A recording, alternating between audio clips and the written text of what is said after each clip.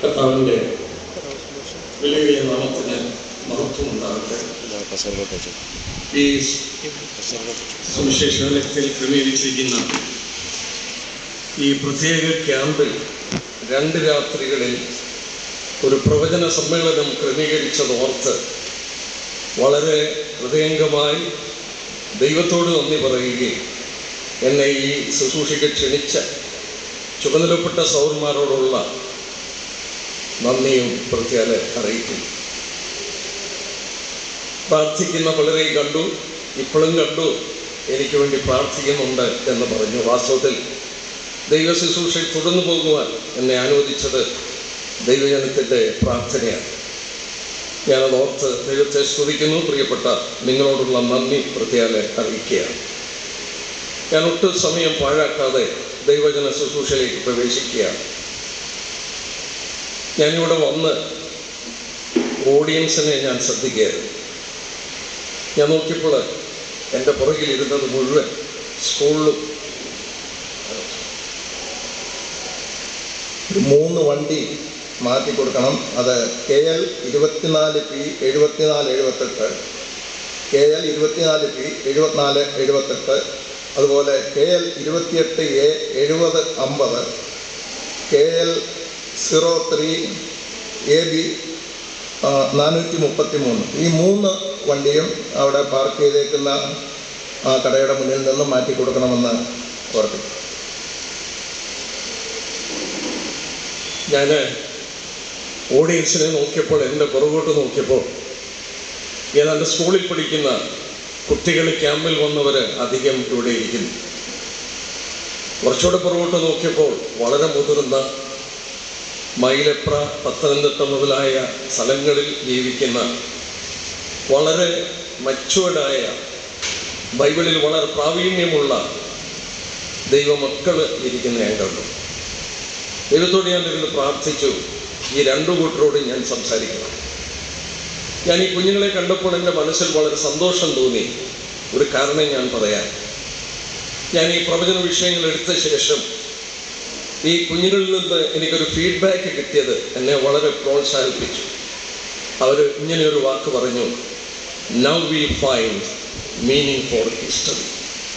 ഞങ്ങൾ ഈ ചരിത്രത്തിന് ഇപ്പോൾ അർത്ഥം കാണുന്നുവെന്ന് ഈ കുഞ്ഞുങ്ങളെന്നോട് പറയുകയുണ്ടായി.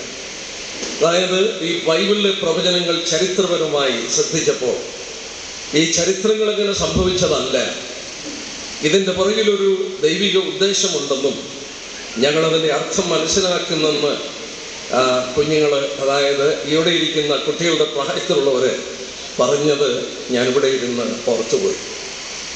എൻ്റെ 2ാമത്തെ മരുമകൻ ഇതേ പ്രായത്തിൽ ഞാനൊരു സ്കൂളിൻ്റെ ഗ്രൗണ്ടിൽ പ്രസംഗിക്കുമ്പോൾ എന്നോട് പറഞ്ഞു, ഞാനോട് വന്നിരുന്ന് ഈ പ്രസംഗം കേട്ടു. ബാക്കി കാര്യങ്ങൾ ഞാൻ പറയുന്നില്ല. ഇന്ന് എൻ്റെ 2ാമത്തെ മരുമകനായിട്ട് അദ്ദേഹം ദൈവം ക്രമീകരിച്ച് തന്നു. ഞാൻ ഓർപ്പിച്ചു വന്നത്, ഈ കുഞ്ഞുങ്ങൾ പ്രസംഗം കേൾക്കുമ്പോൾ ഇവർക്കിത് മനസ്സിലാകുമോ എന്നൊരു ധാരണ നമ്മുടെ മനസ്സിലുണ്ട്. പക്ഷേ ഇവിടെ ഇരിക്കുന്ന ഏറ്റവും കൂടുതൽ ഗ്രാസ്പ് ചെയ്യാൻ പോകുന്നത് അവരാണ്. അവരുടെ ജീവിതത്തിൽ അത് വലിയ ഫലങ്ങളുളവാക്കും. ഈ ബാലസംഘത്തിൻ്റെ ഈ ക്യാമ്പിനുള്ള ബന്ധത്തിൽ ഈ 2 ദിവസം ഈ ക്യാമ്പിൽ ഈ പ്രവചന സമ്മേളനം വെച്ചത് വളരെ നല്ലതാണ്. അതിൻ്റെ ഫലങ്ങൾ പിന്നീട് കാണുവാനായിട്ട് കഴിയും. ഞാൻ പ്രസംഗിക്കുമ്പോൾ എനിക്ക് വേണമെങ്കിൽ കുറച്ചുകൂടെ ഇൻഡെപ്തായിട്ട് ഇന്ന് നടക്കുന്ന യുദ്ധങ്ങളും കാര്യങ്ങളും അനലൈസ് ചെയ്യാം. പക്ഷെ ഇന്ന് ഞാൻ എടുക്കുന്നില്ല. ദൈവം അനുവദിച്ച നാളെ രാത്രി ഞാനത് എടുത്തോളാം. കാരണം ഇന്ന് ഈ കുഞ്ഞുങ്ങളും ഒക്കെ കുറച്ചുകൂടെ കാര്യങ്ങൾ വേദപുസ്തക പ്രവചനങ്ങളെക്കുറിച്ച് ഗ്രഹിച്ച ശേഷം നാളെ രാത്രിയിൽ ഞാൻ അല്പം കൂടെ ആനുകാലിക സംഭവങ്ങളിലേക്ക് ഇറങ്ങിച്ചെല്ലാം എന്ന് ആഗ്രഹിക്കുന്നു. ഇന്ന് നടക്കുന്ന ഇസ്രയേലിൻ്റെ ചുറ്റും നടക്കുന്ന യുദ്ധങ്ങളൊക്കെ ബൈബിളിൻ്റെ വെളിച്ചത്തിൽ നമുക്ക് അഭിഗ്രഹിക്കാൻ കഴിയും. നാളെ രാത്രിയിൽ ഞാനത് എടുത്ത് തരുവാനായിട്ട് ശ്രമിക്കാം. നമുക്ക് തിരുവചനത്തിലേക്ക് മടങ്ങി വരാം. ഞാൻ ഒട്ടും സമയം കളയാതെ ഞാൻ എടുക്കുകയാണ്. പ്രത്യേകിച്ച് മക്കളെ, നിങ്ങളെ എൻ്റെ മനസ്സിലുണ്ട്. ഇവിടെ ഇരിക്കുന്ന ചെറുപ്പക്കാരെ പ്രത്യേകം ഞാൻ നോട്ട് ചെയ്തുകൊണ്ട് ഈ പ്രഭാഷണത്തിലേക്ക് ഞാൻ പ്രവേശിക്കുകയാണ്. നോക്കുക, ബൈബിൾ ഒരു അത്ഭുത ഗ്രന്ഥമാണ്. ഞാൻ ആദ്യമായി ഒരു വാക്യം വായിച്ചോട്ടെ. യെശയ്യാ പ്രവചനം 34-ാമത്തെ അധ്യായം. എന്നെ വായിച്ച് സഹായിക്കാമെന്ന് സഹോദരന്മാർ പറഞ്ഞു. വലിയ ഉപകാരം. എനിക്ക് ഇന്ന് പ്രസംഗിക്കാനുള്ള ആരോഗ്യം ദൈവം തന്നു. ഇന്നലെ രാത്രി വരെ ഞാൻ ക്ഷീണിതനായിരുന്നു. എനിക്ക് വണ്ടി ഓടിച്ചു വരാൻ സാധിക്കുമോ എന്ന് ഞാൻ സംശയിച്ചതാണ്. ഇന്ന് നേരം വെളുത്ത് കഴിഞ്ഞപ്പോൾ എൻ്റെ അസുഖങ്ങൾ എവിടെ പോയെന്നറിയില്ല. ദൈവം എനിക്ക് ആരോഗ്യം നൽകി. യെശയ്യാ 34-16-ാമത്തെ വാക്യം. യഹോവയുടെ പുസ്തകത്തിൽ അന്വേഷിച്ച് വായിച്ചു നോക്കുകയും അവയിൽ ഒന്നും കാണാതിരിക്കുകയില്ല, ഒന്നിലും ഇണ ഇല്ലാതിരിക്കുകയുമില്ല. അവൻ്റെ വായല്ലോ കൽപ്പിച്ചത്, അവൻ്റെ ആത്മാവത്രേ അവയെ കൂട്ടിവരുത്തി. എന്നെ കേൾക്കുന്ന പ്രിയപ്പെട്ടവരോട് ഓർപ്പിക്കട്ടെ, നമ്മുടെ കരങ്ങളിലിരിക്കുന്ന വിശുദ്ധ ബൈബിളിൻ്റെ വില വേണ്ടവണ്ണം നമ്മൾ ഗ്രഹിച്ചിട്ടില്ല. കുഞ്ഞുങ്ങളെ, നിങ്ങൾ ഓർക്കണം, നമ്മുടെ കരങ്ങളിൽ കിട്ടിയ ഏറ്റവും വലിയ നിധിയാണ് ഈ ദൈവത്തിൻ്റെ വചനം അല്ലെങ്കിൽ ബൈബിൾ. ഇത് വളരെ വ്യക്തമായി ഇവിടെ രേഖപ്പെടുത്തിയിട്ടുണ്ട്. ഇതിന് ദൈവം കൊടുത്ത പേര് യഹോവയുടെ പുസ്തകം. ഇംഗ്ലീഷിൽ വായിച്ചാൽ ബുക്ക് ഓഫ് ദ ലോർഡ് എന്നാണ്. ഈ ലോർഡ് എന്നുള്ള വാക്ക് ഇംഗ്ലീഷിൽ lord, capital L, capital O, capital R, capital D, capital ലെറ്ററിൽ മുഴുവൻ എഴുതുന്ന ആ വാക്കാണ് യഹോവ എന്നുള്ള വാക്ക്. ക്യാപിറ്റൽ ലെറ്റർ എല്ലും പിന്നീട് സ്മോൾ ലെറ്റർ ORD എഴുതിയാൽ അത് കർത്താവ് എന്നുള്ള വാക്കാണ്. എന്നാൽ യഹോവയ്ക്ക് ഇംഗ്ലീഷിൽ രേഖപ്പെടുത്തിയിരിക്കുന്നത് ക്യാപിറ്റലോ ആ മുഴുവൻ ലെറ്റേഴ്സും അതിൻ്റെ ക്യാപിറ്റലായിരിക്കും. ഞാനതിൻ്റെ അർത്ഥം മനസ്സിലാക്കാൻ ശ്രമിച്ചപ്പോൾ, ഇത് മാർട്ടിൻ ലൂതർ ഭാഷാന്തരം ചെയ്തപ്പോൾ, ജർമ്മൻ ലാംഗ്വേജിലോട്ട് ബൈബിള് വിവർത്തനം ചെയ്തപ്പോൾ അദ്ദേഹം വിവർത്തനം ചെയ്തത് ബുക്ക് ഓഫ് ദ ലോർഡ് എന്നുള്ളതിന് book of the eternal one, നിത്യനായവന്റെ ഗ്രന്ഥം. ലോർഡ് എന്നുള്ള വാക്കിൻ്റെ അർത്ഥം ദി എറ്റേണലി എക്സിസ്റ്റിംഗ് വൺ, നിത്യനായി നിലകൊള്ളുന്നവൻ എന്നാണ്. അപ്പൊ ബൈബിള് രേഖപ്പെടുത്തുവാൻ അതിൻ്റെ പിറകിൽ പ്രവർത്തിച്ച ദൈവത്തിൻ്റെ പേരാണ് നിത്യനായി നിലകൊള്ളുന്നവൻ. നമ്മൾ മറ്റൊരുത്തെ ചിന്തിച്ചാൽ മനുഷ്യരായ നമുക്ക് സമയത്തിൻ്റെ ഒരു പരിധിയുണ്ട്. ഇന്നലെയുള്ളതും ഇന്നുള്ളതും നമുക്ക് പറയാം. നമുക്ക് ഒരു 100 വർഷം കഴിയുമ്പോൾ, 500 വർഷം കഴിയുമ്പോൾ, 1000 വർഷം കഴിയുമ്പോൾ എന്ത് എന്നുള്ളത് നമുക്കറിഞ്ഞുകൂടാ, പറയുവാനായിട്ട് സാധ്യമല്ല. എന്നാൽ സ്വർഗത്തിലെ ദൈവം ഈ ബൈബിളിന്റെ അവസാനത്തെ വരികൾ രേഖപ്പെടുത്തുന്നത് 2000 വർഷങ്ങൾക്ക് മുമ്പാണ്. ഏതാണ്ട് 2000 വർഷങ്ങൾക്ക് മുമ്പ്, 2500 വർഷങ്ങൾക്ക് മുമ്പ്, 3000 വർഷങ്ങൾക്ക് മുമ്പ് ദൈവം രേഖപ്പെടുത്തി തന്ന ഈ ഗ്രന്ഥത്തിലെ പ്രവചന വിഷയങ്ങൾ നമ്മൾ ഓർക്കണം. സമയത്തിന് അതീതനായ ഒരു ദൈവം നമുക്ക് വേണ്ടി രേഖപ്പെടുത്തി തന്നതാണ് എന്നുള്ളത് ഓർക്കുക. ദൈവത്തിനല്ലാതെ അത് വെളിപ്പെടുത്താൻ മറ്റാർക്കും സാധിക്കുകയില്ല. ഈ ഗ്രന്ഥം ദൈവം എഴുതിത്തരാൻ, ഈ 66 ഗ്രന്ഥങ്ങൾ എഴുതിത്തരാൻ ഏതാണ്ട് 1500 വർഷങ്ങളെടുത്തു. 40 എഴുത്തുകാരെ ഉപയോഗിച്ചു. 55 ജനറേഷൻസ് എടുത്തു. 55 തലമുറകൾ കൊണ്ട്, ഏതാണ്ട് 1500 വർഷം കൊണ്ട്, ഏതാണ്ട് 40 എഴുത്തുകാരെ കൊണ്ട് എഴുതി നമ്മുടെ കയ്യിൽ തന്നപ്പോൾ ദൈവം ഒരു കാര്യം ആവശ്യപ്പെടുന്നു: നിങ്ങൾക്ക് എന്ത് സംശയം ഉണ്ടെങ്കിലും ദൈവത്തിന്റെ പുസ്തകത്തിൽ, യഹോവയുടെ പുസ്തകത്തിൽ അന്വേഷിച്ച് നോക്കാൻ പറയും. ഈ പ്രവചന വിഷയങ്ങൾ നമ്മൾ നോക്കിയാൽ ബൈബിളിന്റെ ആദ്യത്തെ പേജ് തൊട്ട് അവസാനത്തെ പേജുകൾ വരെ നിറഞ്ഞു കിടക്കുകയാണ്. ഈ പ്രവചനങ്ങൾ നമ്മൾ ഓർക്കണം, ഇത് ദൈവത്തിന്റെ ഫിംഗർ പ്രിന്റ് ആണ്. മറ്റു വിധത്തിൽ പറഞ്ഞാൽ ഇത് ദൈവത്തിന്റെ കരങ്ങളുടെ മുദ്രയാണ് വേദപുസ്തകത്തിൽ കാണുന്ന പ്രവചന വിഷയങ്ങൾ. കാരണം അത് മറ്റാർക്കും പറയുവാൻ കഴിയില്ല. നമ്മൾ ലോകത്തുള്ള മറ്റൊരു ഗ്രന്ഥത്തിലും കാണുന്നില്ല. ഞാൻ ഒരു വാക്യം കൂടെ ചേർത്ത് വായിക്കുകയാണ്. യെശയ്യാ പ്രവചനം തന്നെ 41-ാം അധ്യായം എടുത്താട്ടെ. അവിടെ ദൈവം മറ്റ് ദേവന്മാരെ വെല്ലുവിളിക്കുന്നുണ്ട്. എങ്ങനെയാ വെല്ലുവിളിക്കുന്നത് നോക്കാട്ടെ. ചാപ്റ്റർ 41, ഐസയ്യാ 41.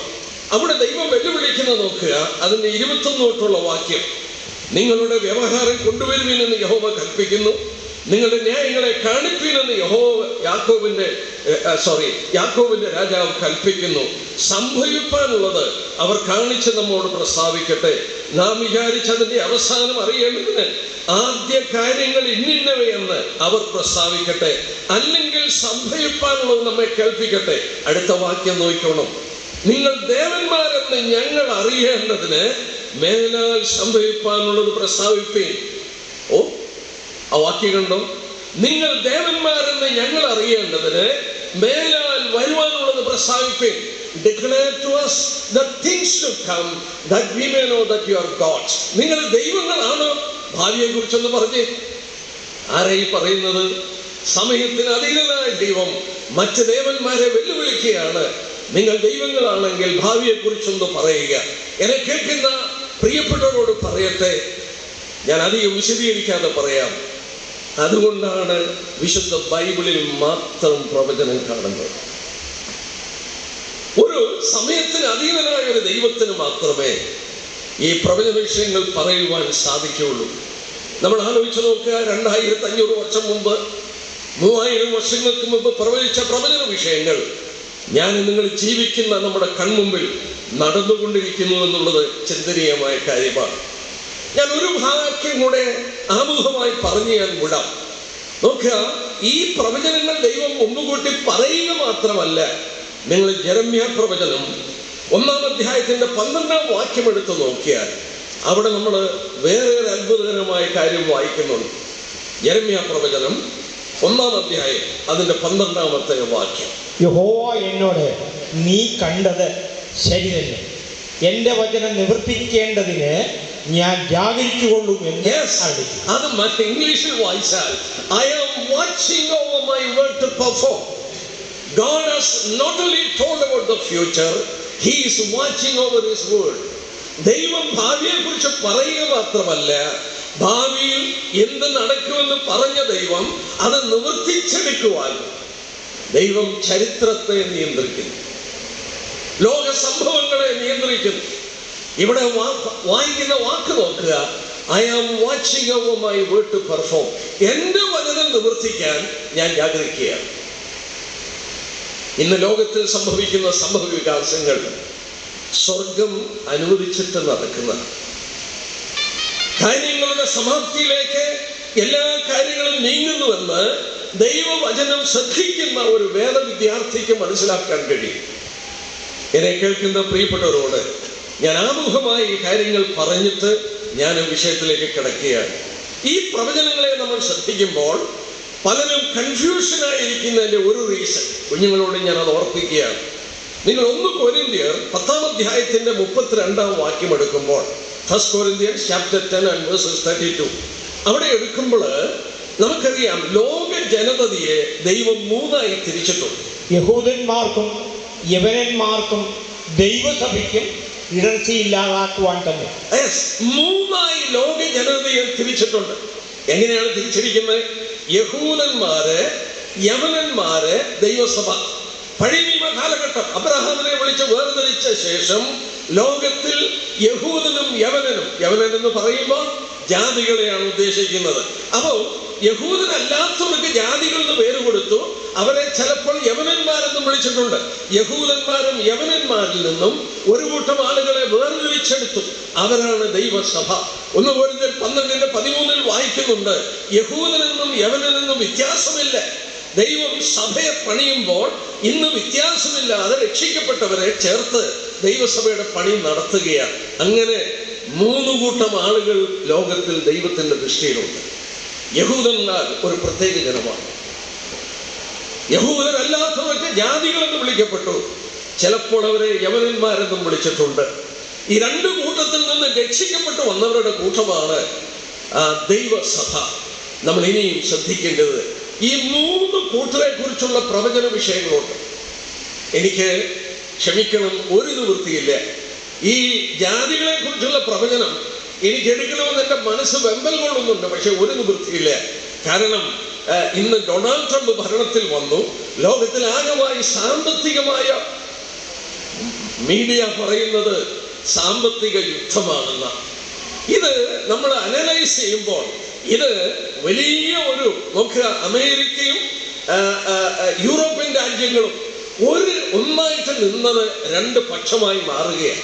2 പക്ഷമാകാതെ ഈ യൂറോപ്യൻ യൂണിയൻ അല്ലെങ്കിൽ യൂറോപ്പിലെ രാജ്യങ്ങൾ ശക്തിപ്പെടില്ല. യൂറോപ്പിലെ രാജ്യങ്ങൾ ഒരു കെട്ടായി തീർന്നെങ്കിൽ മാത്രമേ അവിടെ നിന്ന് പുരാതന റോമൻ സാമ്രാജ്യത്തിന്റെ പ്രതലത്തിൽ നിന്ന് അന്തിക്രിസ്തു എഴുന്നേറ്റ് വരികയുള്ളൂ. ഈ ഡൊണാൾഡ് ട്രംപ് വന്നത് പലരും പറയുന്നു ദൈവഹിതമാണ്. ദൈവഹിതമായിട്ട് തന്നെയാണ് ഭരണത്തിൽ ഏറിയത്. അത് ഈ പ്രവചനങ്ങൾ എത്രയും വേഗം നിവർത്തിക്കാൻ കാര്യങ്ങൾ മുന്നോട്ട് കൊണ്ടുപോവുകയാണ്. ആ സാമ്പത്തിക മേഖലയെക്കുറിച്ച് എനിക്ക് തൊടാൻ നിവൃത്തിയില്ല. നമ്മൾ നോക്കുക. എന്നാൽ ഞാൻ ഓർപ്പിച്ചു വന്നത് ജാതികളെ കുറിച്ച് തൊടാൻ നമുക്ക് നിവൃത്തിയില്ല. 2 ദിവസത്തെ ഈ പ്രവചന ക്ലാസ്സേ ഉള്ളൂ. എന്നെ വിളിച്ചപ്പോൾ തന്നെ ഞാൻ പറഞ്ഞു, ബ്രദറെ 3 ദിവസം വെക്ക് എന്ന് ഞാൻ പറഞ്ഞിരുന്നു. 2 ദിവസമേ ഉള്ളൂ. കാരണം ഇവിടുത്തെ ക്രമീകരണം അങ്ങനെയാണ് ചെയ്തിരിക്കുന്നത്. എന്നാൽ ഈ വിഷയത്തിൽ നമ്മൾ ഓർക്കണം, ദൈവസഭ ഉൽപ്രാമണത്താൽ ഇവിടെ നിന്ന് മാറ്റപ്പെടും. അതെപ്പം വേണേലും നടക്കാം. പിന്നീട് ലോകത്തിൽ ശേഷിക്കുന്നത് 2 കൂട്ടരേ ഉള്ളൂ, ജൂസ് ആൻഡ് ജെന്റൈൽസ്. യഹൂദന്മാരും ജാതികളുമേ ഉള്ളൂ. ഈ യഹൂദൻ എന്താണ് ഇവന്റെ പ്രത്യേകത? ഈ രാജ്യം അല്ലെങ്കിൽ യഹൂദൻ എന്ന് പറയുന്നത് ഏതാണ്ട് 470 കിലോമീറ്ററേ നീളമുള്ളൂ. അതിന്റെ വൈഡസ്റ്റ് പാർട്ട്, ഏറ്റവും വീതി കൂടിയത് 135 കിലോമീറ്ററേ ഉള്ളൂ. എന്ന് പറഞ്ഞാൽ കേരളത്തിന്റെ പകുതി വലുപ്പമില്ല. ഈ ചെറിയ രാജ്യം, ഈ കൊച്ചു രാജ്യം, അവരെ വളഞ്ഞു കിടക്കുന്നത് 23 ഇസ്ലാമിക് രാജ്യങ്ങളാണ്. ഈ രാജ്യങ്ങളുടെ നടുക്ക് യഹൂദൻ പിറന്നു വീഴാതിരിക്കാൻ ലോകരാഷ്ട്രങ്ങൾ ശ്രമിച്ചു നോക്കി. 17 വ്യത്യസ്ത സ്ഥലങ്ങൾ വെച്ച് നീട്ടി നിങ്ങൾ അവിടെ രാജ്യം സ്ഥാപിക്കാൻ. അങ്ങനെ ഉള്ള ഈ ചെറിയ രാജ്യം നമ്മൾ നോക്കുക, ഇന്ന് ചുറ്റും കിടക്കുന്നവരെ ബോംബ് ചെയ്ത് തകർത്തോണ്ടിരിക്കുകയാണ്. നമുക്ക് ചിന്തിക്കാൻ കഴിയാത്ത ഒരു വ്യത്യാസം ആ രാജ്യത്ത് നമ്മൾ കാണുകയാണ്. ഇതുമായിട്ട് എന്താണ് ഇതിന് ഇത്ര ബൈബിളിന്റെ പ്രാധാന്യത? എന്താണ് ഈ രാഷ്ട്രത്തിനുള്ള പ്രത്യേകതയെന്ന് നമ്മൾ ഓർക്കണം. ഞാൻ ആദ്യം അവരുടെ സ്ഥലത്തുള്ള ബന്ധത്തിൽ എടുത്തിട്ട് അതോടുള്ള ബന്ധത്തിൽ ചില പ്രവചന നിവൃത്തികൾ ഞാൻ എടുക്കാം. നമ്മൾ ഓർക്കണം, ദൈവം അബ്രഹാമിനോട് പറഞ്ഞു, പ്രത്യേകം ഓർക്കണം, ബൈബിളിൽ 11 അധ്യായമേ എടുത്തുള്ളൂ സൃഷ്ടിപ്പിനെ കുറിച്ചും വീഴ്ചയെക്കുറിച്ചും ജലപ്രളയത്തെക്കുറിച്ചും ഒക്കെ പറയാൻ 11 അധ്യായമേ എടുത്തുള്ളൂ. 12-ാം അധ്യായത്തിൽ അബ്രഹാമിനെ വിളിച്ച് വേർതിരിക്കുന്നു. ഈ 12-ാം അധ്യായം തുടങ്ങി ബൈബിൾ അവസാനിക്കുന്നത് വരെ യഹൂദന്റെ ചരിത്രമാണ്. നമ്മളത് ആലോചിച്ച് നോക്കി. ഈ ബൈബിളിൽ രേഖപ്പെടുത്തിയത് യഹൂദന്റെ ആ മണ്ണിന്റെ പശ്ചാത്തലത്തിലാണ്. ഈ ബൈബിളിൽ രേഖപ്പെടുത്തിയ എഴുത്തുകാർ പൗലോസ് ചോദിക്കുന്നുണ്ട്, യഹൂദന് എന്ത് വിശേഷത? വളരെയുണ്ട്. ഒന്നാമത് ദൈവത്തിന്റെ അരുളപ്പാടുകൾ അവരുടെ പക്കലാണ് ഏൽപ്പിച്ചത്. നമ്മൾ ഓർക്കണം, ഈ പഴയ നിയമ ഏടുകൾ മുഴുവൻ അവർ രേഖപ്പെടുത്തി. പുതിയ നിയമ ഏടുകളിൽ ലൂക്കോസ് ഒഴിച്ച് എല്ലാ എഴുത്തുകാരും യഹൂദന്മാരാണ്. വീണ്ടും നമ്മൾ വായിക്കുന്നുണ്ട്, ജഡപ്രകാരവും ക്രിസ്തു അവരിൽ നിന്നല്ലോ ജനിച്ചത്. യേശു ക്രിസ്തു ജന്മം കൊണ്ടത് ഈ രാജ്യത്തിൽ നിന്നാണ്. യെശയ്യാ 9:6 വായിക്കുന്നുണ്ട്, നമുക്ക് ഒരു ശിശു നൽകപ്പെട്ടു. ഏകവചനമല്ല, ബഹുവചനമാണ്. Unto us a son is given. ആ രാഷ്ട്രത്തിന് ഒരു പുത്രനെ നൽകി യേശു ക്രിസ്തുവിനെ കൊടുത്തു. റോമലേഖനം 9:5 വായിക്കുന്നു, ജഡപ്രകാരം ക്രിസ്തു അവരിൽ നിന്നാണ് ജനിച്ചത്. യേശു ക്രിസ്തുവിന് ജന്മം കൊടുക്കാൻ ദൈവം തെരഞ്ഞെടുത്ത ഒരു രാഷ്ട്രം. യേശു ക്രിസ്തുവിന് ജന്മം കൊടുക്കാൻ വേണ്ടി ഈ തിരുവെഴുത്തുകളെ അവർക്ക് കൊടുത്ത് അവരെ ഒരുക്കിയെടുത്ത ഒരു രാഷ്ട്രമാണ് യഹൂദ രാഷ്ട്രം. മാത്രമല്ല, ദൈവം അബ്രഹാമിനോട് പറഞ്ഞു, ഞാൻ നിന്നെ കാണിപ്പാനിരിക്കുന്ന ദേശത്തേക്ക് പോകണം. എങ്ങോട്ട് അയക്കുന്നു എന്ന് അബ്രഹാമിന് അറിഞ്ഞുകൂടാ. വിശ്വാസത്തിന്റെ ചുവടുകൾ എടുത്തു വെച്ച് അബ്രഹാം യാത്ര ചെയ്ത് ഫലസ്തീന്റെ മണ്ണിൽ ചെന്നപ്പോഴാണ് നമ്മൾ വായിക്കുന്നു, അവിടെ വെച്ച് ദൈവം ഒരു ഉടമ്പടി ചെയ്യുകയാണ്. ഞാൻ ബാക്കി ഭാഗങ്ങൾ അങ്ങോട്ട് വിട്ടിട്ട് ആ വിഷയത്തിന്റെ അവിടെ ഞാൻ വരാം. കാരണം എൻ്റെ മുന്നിൽ ടൈം ഞാൻ വെച്ചിട്ടുണ്ട്, അവിടെ ഒരു ക്ലോക്ക് വെച്ചിട്ടുണ്ട്. അതുകൊണ്ട് അതനുസരിച്ച് എനിക്ക് പറയാതിരിക്കാൻ നിവൃത്തിയില്ല. നമ്മൾ ഈ വിഷയം എടുത്തു നോക്കുമ്പോൾ അബ്രഹാം മക്കളില്ലാത്തവനായി ജീവിക്കുകയാണ്. അബ്രഹാം മക്കളില്ല.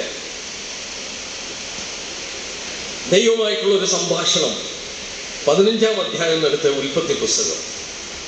അബ്രഹാം ദൈവത്തോട് പറയുന്നുണ്ട്, എനിക്ക് മക്കളില്ല. എൻ്റെ വീട്ടിൽ ദാസനായിരിക്കുന്ന ഏലിയാസാർ എൻ്റെ ഇതിൻ്റെയൊക്കെ അവകാശിയാകും എന്ന് പറഞ്ഞു.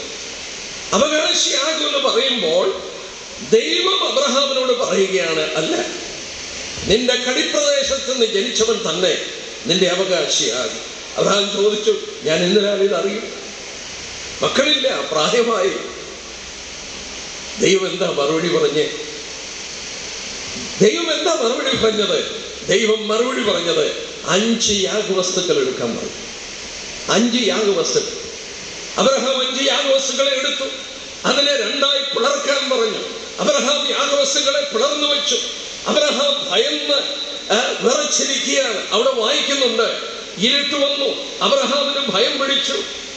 നമ്മൾ ആ ഭാഗം നോക്കാം. 15-ാം അധ്യായത്തിൽ അവയെ, അതിന്റെ 10-ാം വാക്യത്തിൽ, ഇവയൊക്കെയും അവൻ കൊണ്ടുവന്നു ഒത്ത നടുവെ പിളർന്നു വെച്ചു.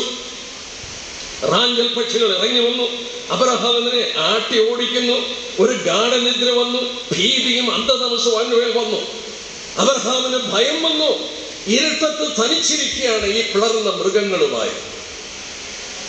ആ സമയത്ത് അബ്രഹാം ഒരു കാഴ്ച കണ്ടു.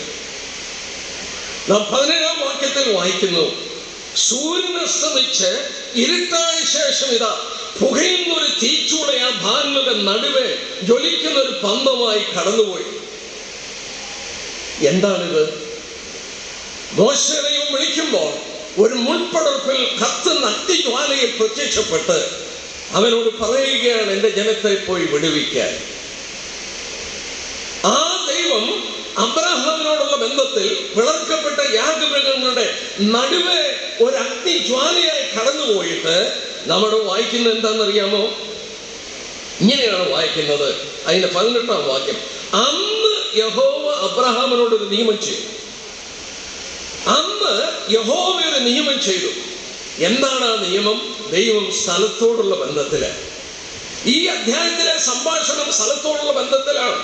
ദൈവം എടുത്ത് പറയുകയാണ്, നിന്റെ സന്തതിക്ക് ഞാൻ മിസ്രയീം നദി തുടങ്ങി ഫ്രാത്ത് നദിയായ മഹാനദി വരെയുള്ള ദേശമൊക്കെയും തന്നിരിക്കുന്നു. ഈജിപ്തിലൂടെ ഒഴുകുന്ന നദി മുതൽ യൂഫ്രട്ടസ് നദി, ഇറാഖിലൂടെ ഒഴുകുന്ന യൂഫ്രട്ടസ് നദി, ഈ 2 നദികളുടെ ഇടയിലെ സ്ഥലം ഞാൻ തന്നിരിക്കുന്നു. എന്താണ് ഈ യാഗമൃഗത്തെ പിളർന്നു വെച്ച് അവിടെ നടന്നത്? ഞാൻ ഒരു വാക്യം വായിക്കണമെന്ന് ആഗ്രഹിക്കുന്നു. യെരമ്യാവ് 34-ാം അധ്യായം എടുത്താട്ടെ. യെരമ്യാ പ്രവചനം 34-ാം അധ്യായം. യെരമ്യാ പ്രവചനം 34-ാം അധ്യായം, അതിൻ്റെ 34-ാം അധ്യായത്തിൻ്റെ അതിൻ്റെ 16 തൊട്ട് വായിക്കണം. പക്ഷെ എല്ലാ വാക്യങ്ങളും വായിക്കണ്ട. അതിന്റെ 18-ാം വാക്യം നോക്കട്ടെ. യഹോവയുടെ അരുളപ്പാട്, കാളക്കുട്ടിയെ രണ്ടായി പിളർന്ന് അതിന്റെ പിളർപ്പുകളുടെ നടുവെ കടന്നുകൊണ്ട് എൻ്റെ മുമ്പാകെ ചെയ്ത നിയമത്തിലെ സംഗതികൾ നിവർത്തിക്കാതെ എൻ്റെ നിയമം ലംഘിക്കുന്നവരെ കാളക്കുട്ടിയുടെ പിളർപ്പുകളുടെ നടുവെ കടന്നുപോയ യഹൂദാ പ്രഭുക്കന്മാരെയും യെരൂശലേം പ്രഭുക്കന്മാരെയും സണ്ണന്മാരെയും പുരോഹിതന്മാരെയും ദേശത്തിലെ സകല ജനത്തെയും തന്നെ. ദൈവം യഹൂദരോട് പറയുകയാണ്. അതിന്റെ പശ്ചാത്തലത്തിലേക്ക് ഞാൻ പോകുന്നില്ല. നെബൂഖദ്നേസർ രാജാവ് അവരെ ആക്രമിക്കാൻ വന്നപ്പോൾ ജനങ്ങൾ പാപം ചെയ്തിട്ടാണെന്ന് മനസ്സിലായി. അടിമകളായി പിടിച്ചിരിക്കുന്ന യഹൂദന്മാരെ തന്നെ 7-ാം വർഷം സ്വതന്ത്രരാക്കണം. അവരാക്കുന്നില്ല. അന്ന് അവർ ദൈവത്തോടൊരു ഉടമ്പടി ചെയ്തു. ആ ഉടമ്പടിയാണ് കാളക്കുട്ടിയെ പിളർന്നു വെച്ച് അതിന്റെ നടുവിലൂടെ കടന്ന് ദൈവത്തോട് ഉടമ്പടി ചെയ്തു, ഞങ്ങൾ അനുസരിച്ചോളാം. ഈ കാളക്കുട്ടിയെ 2ആയി പിളർന്നു വെച്ചിട്ട് യഹൂദന്മാരുടെ മധ്യത്തിൽ 2 പേര് തമ്മിൽ അതിന്റെ നടുക്കൂടെ കടന്നുപോയാൽ അതിന് പറയുന്ന ഉടമ്പടിയുടെ പേരാണ് രക്ത ഉടമ്പടി, ബ്ലഡ് കവനന്റ്. മരിച്ചാലും രക്തം ചിന്തിയാലും ആ ഉടമ്പടി ലംഘിക്കാൻ അവർക്ക് കഴിയില്ല. അതാണ് രക്ത ഉടമ്പടി. കാളക്കുട്ടിയെ 2ആയി പിളർന്നു വെച്ച് അതിന്റെ നടുവിലൂടെ കടന്ന് എന്നോട് നിയമം ചെയ്തവരെ എന്ന് ദൈവം ചോദിക്കുന്നു. ഞാനിവിടെ മടങ്ങി വന്ന് ഈ 15-ാം അധ്യായത്തിലേക്ക് നമുക്കൊന്ന് വരാം. ഉൽപ്പത്തി 15. നമ്മൾ അവിടെ കാണുന്നത് എന്താണെന്ന് ചോദിച്ചാൽ, അബ്രഹാമിനെ ദൈവം നടത്താൻ അനുവദിച്ചില്ല.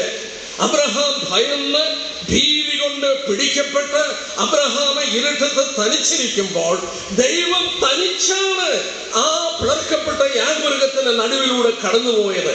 എന്നിട്ട് ദൈവം ഒരു ഉടമ്പടി ചെയ്തു. പ്രിയപ്പെട്ടവരെ, എന്തിനാ ദൈവം അങ്ങനെ ചെയ്തത്?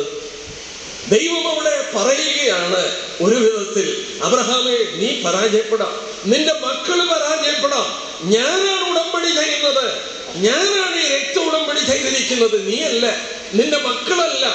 ഞാൻ ഈ ഉടമ്പടി നിർവഹിക്കും. ദൈവത്തിന് ഒരിക്കലും മാറ്റമില്ലാത്ത ഉടമ്പടിയാണ് അബ്രഹാമിനോട് ഈ സ്ഥലത്തോടുള്ള ബന്ധത്തിൽ ചെയ്തത്. ഏതാണ് ആ സ്ഥലം? 2 നദികളുടെ ഇടയിലുള്ള സ്ഥലം. നമുക്ക് നോക്കാം.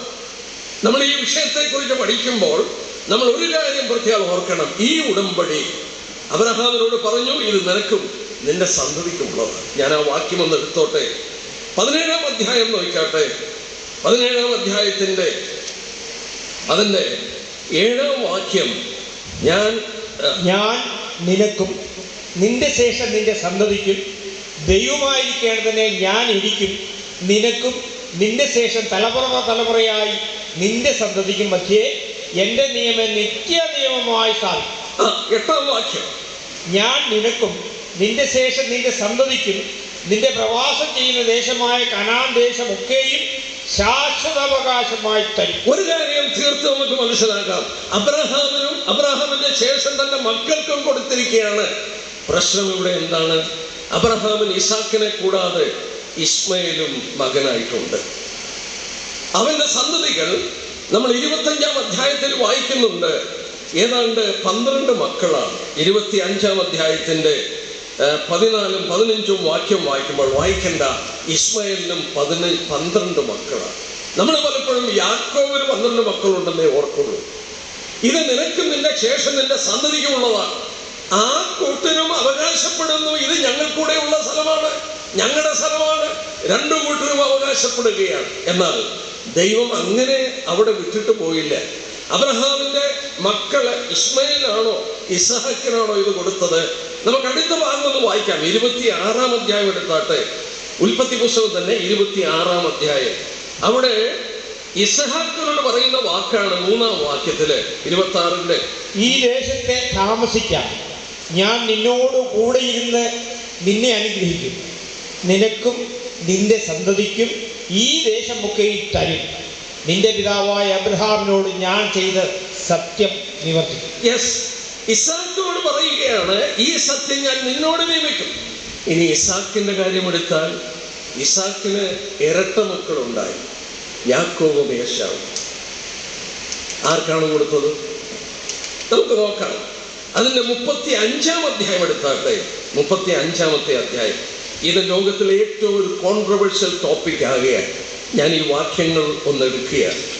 ഇന്നത്തെ ക്രിസ്ത്യാനികൾ തന്നെ യഹൂദൻ അവരുടെ സ്ഥലം ഒരു കൂട്ടരുടെ കൈവശപ്പെടുത്തി പലസ്തീനികളെ ആട്ടിപ്പായിച്ചു. ഇന്നത്തെ പ്രശ്നങ്ങൾ മുഴുവൻ അതുകൊണ്ടാണ് എന്ന് പറയുമ്പോൾ, ഈ 35-ാം അധ്യായത്തിന്റെ 11-ഉം 12-ഉം വാക്യം നോക്കാട്ടെ. 9-ാം വാക്യത്തിൽ വളരെ വ്യക്തമാണ്, യാക്കോബിനോട് ദൈവം പറയുകയാണ്. 11-ഉം 12-ഉം. ദൈവം പിന്നെയും അവനോട്, ഞാൻ സർവശക്തിയുള്ള ദൈവമാകുന്നു, നീ സന്താനപുഷ്ടിയുള്ളവനായി പെരുകുക, ഒരു ജാതികളുടെ കൂട്ടവും നിന്നിൽ നിന്ന് ഉത്ഭവിക്കും, രാജാക്കന്മാരും നിന്റെ കടിപ്രദേശത്ത് നിന്ന് പുറപ്പെടും. അടുത്ത വാക്യം. ഞാൻ അബ്രഹാമിനും ഇസഹാക്കിനും കൊടുത്ത ദേശം നിനക്ക് തരും, നിന്റെ ശേഷം നിന്റെ സന്തതിക്കും ഈ ദേശം കൊടുക്കും. ദൈവം എത്ര കറക്റ്റായിട്ട് പ്രൊനൗൺസ് ചെയ്തിട്ടുണ്ടെന്ന് നോക്കിയാട്ടെ. ദൈവം അബ്രഹാമിനോട് വാഗ്ദത്തം ചെയ്തു, അതിനുശേഷം ഇസാക്കിനോട് പറഞ്ഞു, അതിനുശേഷം യാക്കോബിനോട് പറഞ്ഞു, യാക്കോബിനോട് എടുത്തു പറഞ്ഞു, നിന്റെ ശേഷം നിന്റെ മക്കൾക്ക് ഞാനിത് കൊടുക്കും. ഞാൻ ഈ ഭാഗം ശ്രദ്ധിച്ചുകൊണ്ടിരുന്നപ്പോൾ എനിക്ക് 2 വേദഭാഗം എൻ്റെ മനസ്സിൽ ഓടി വന്നു, മനസ്സിലാക്കാൻ സാധിച്ചു. 105-ാം സങ്കീർത്തനം ഒന്ന് എടുത്താട്ടെ. സങ്കീർത്തനങ്ങൾ 105. ആ 2 ഭാഗങ്ങളൂടെ നോക്കിയിട്ട് നമുക്ക് ഓടിച്ച് മറ്റ് ഭാഗങ്ങളിലേക്ക് പോകാം. 105-ാം സങ്കീർത്തനത്തിന്റെ 8-ാം വാക്യം നോക്കാട്ടെ. 8-ാം വാക്യം. യെസ്, അവൻ തൻ്റെ നിയമത്തെ എന്നേക്കും താൻ കൽപ്പിച്ച വചനത്തെ 1000 തലമുറയോളം ഓർക്കും. അവൻ അബ്രഹാമിനോടും ചെയ്ത നിയമവും ഇസഹാക്കിനോട് ചെയ്ത സത്യവും തന്നെ. അതിനെ അവൻ യാക്കോബിന് ഒരു ചട്ടമായും ഇസ്രായേലിന് ഒരു നിത്യ നിയമവുമായും നിയമിച്ചു. ഹല്ലേലൂയ. നിന്റെ അവകാശത്തിന്റെ ഓഹരിയായി ഞാൻ നിനക്ക് കനാൻ ദേശം തരും എന്നരുളി ചെയ്തു. 3 പിതാക്കന്മാരുടെ പേരൂടെ എടുത്തു പറഞ്ഞു. അബ്രഹാമിനോട് നിയമം ചെയ്തു, ഇസാക്കിനോട് സത്യം ചെയ്തു, യാക്കോബിന് ഒരു ചട്ടമായി നൽകി. അവിടെ എന്താ പറയുന്നത്? കനാൻ ദേശം നിനക്കും നിന്റെ സന്തതിക്കും ഞാൻ തന്നിരിക്കുകയാണ്, ഞാൻ നിനക്ക് കനാൻ ദേശം തരുമെന്ന് അരുളി ചെയ്തു. അപ്പോൾ വളരെ വ്യക്തമായിട്ട് ഈ ഇസ്ഹാക്കിന്റെ മക്കളാണ് യഹൂദന്മാരെന്ന് അറിയപ്പെടുന്നത്. നമുക്കിതിനെ ആസ്പദമാക്കി ഒരു വാക്യം കൂടെ വായിക്കാൻ ഞാൻ ആഗ്രഹിക്കുന്നു. 89-ാം സങ്കീർത്തനം എടുത്താട്ടെ. പ്രവചനാത്മാവിൽ അവിടെ രേഖപ്പെടുത്തി വെച്ചിരിക്കുന്നത് 89-ാം സങ്കീർത്തനത്തിന്റെ 31 തൊട്ട് 34 വരെയുള്ള വാക്യം നോക്കാം. 89:31 തൊട്ട് 30. എൻ്റെ ചട്ടങ്ങളെ ലംഘിക്കുകയും എൻ്റെ കൽപ്പനകളെ പ്രമാണിക്കാതിരിക്കുകയും ചെയ്താൽ ഞാൻ അവളുടെ ലംഘനത്തെ വടികൊണ്ടും അവളുടെ അകൃത്യത്തെ ദണ്ഡനം കൊണ്ടും സന്ദർശിക്കും. എങ്കിലും എൻ്റെ ദയെ ഞാൻ അവയിൽ നിന്ന് നീക്കിക്കളയില്ല, എൻ്റെ വിശ്വസ്തതയ്ക്ക് ഭംഗം വരുത്തുകയുമില്ല. അടുത്ത വാക്യം, ഞാൻ എൻ്റെ നിയമത്തെ ലംഘിക്കുകയോ എൻ്റെ അധരങ്ങളിൽ നിന്ന് പുറപ്പെടുന്നതിന് ഭേദം വരുത്തുകയോ ചെയ്യുകയില്ല.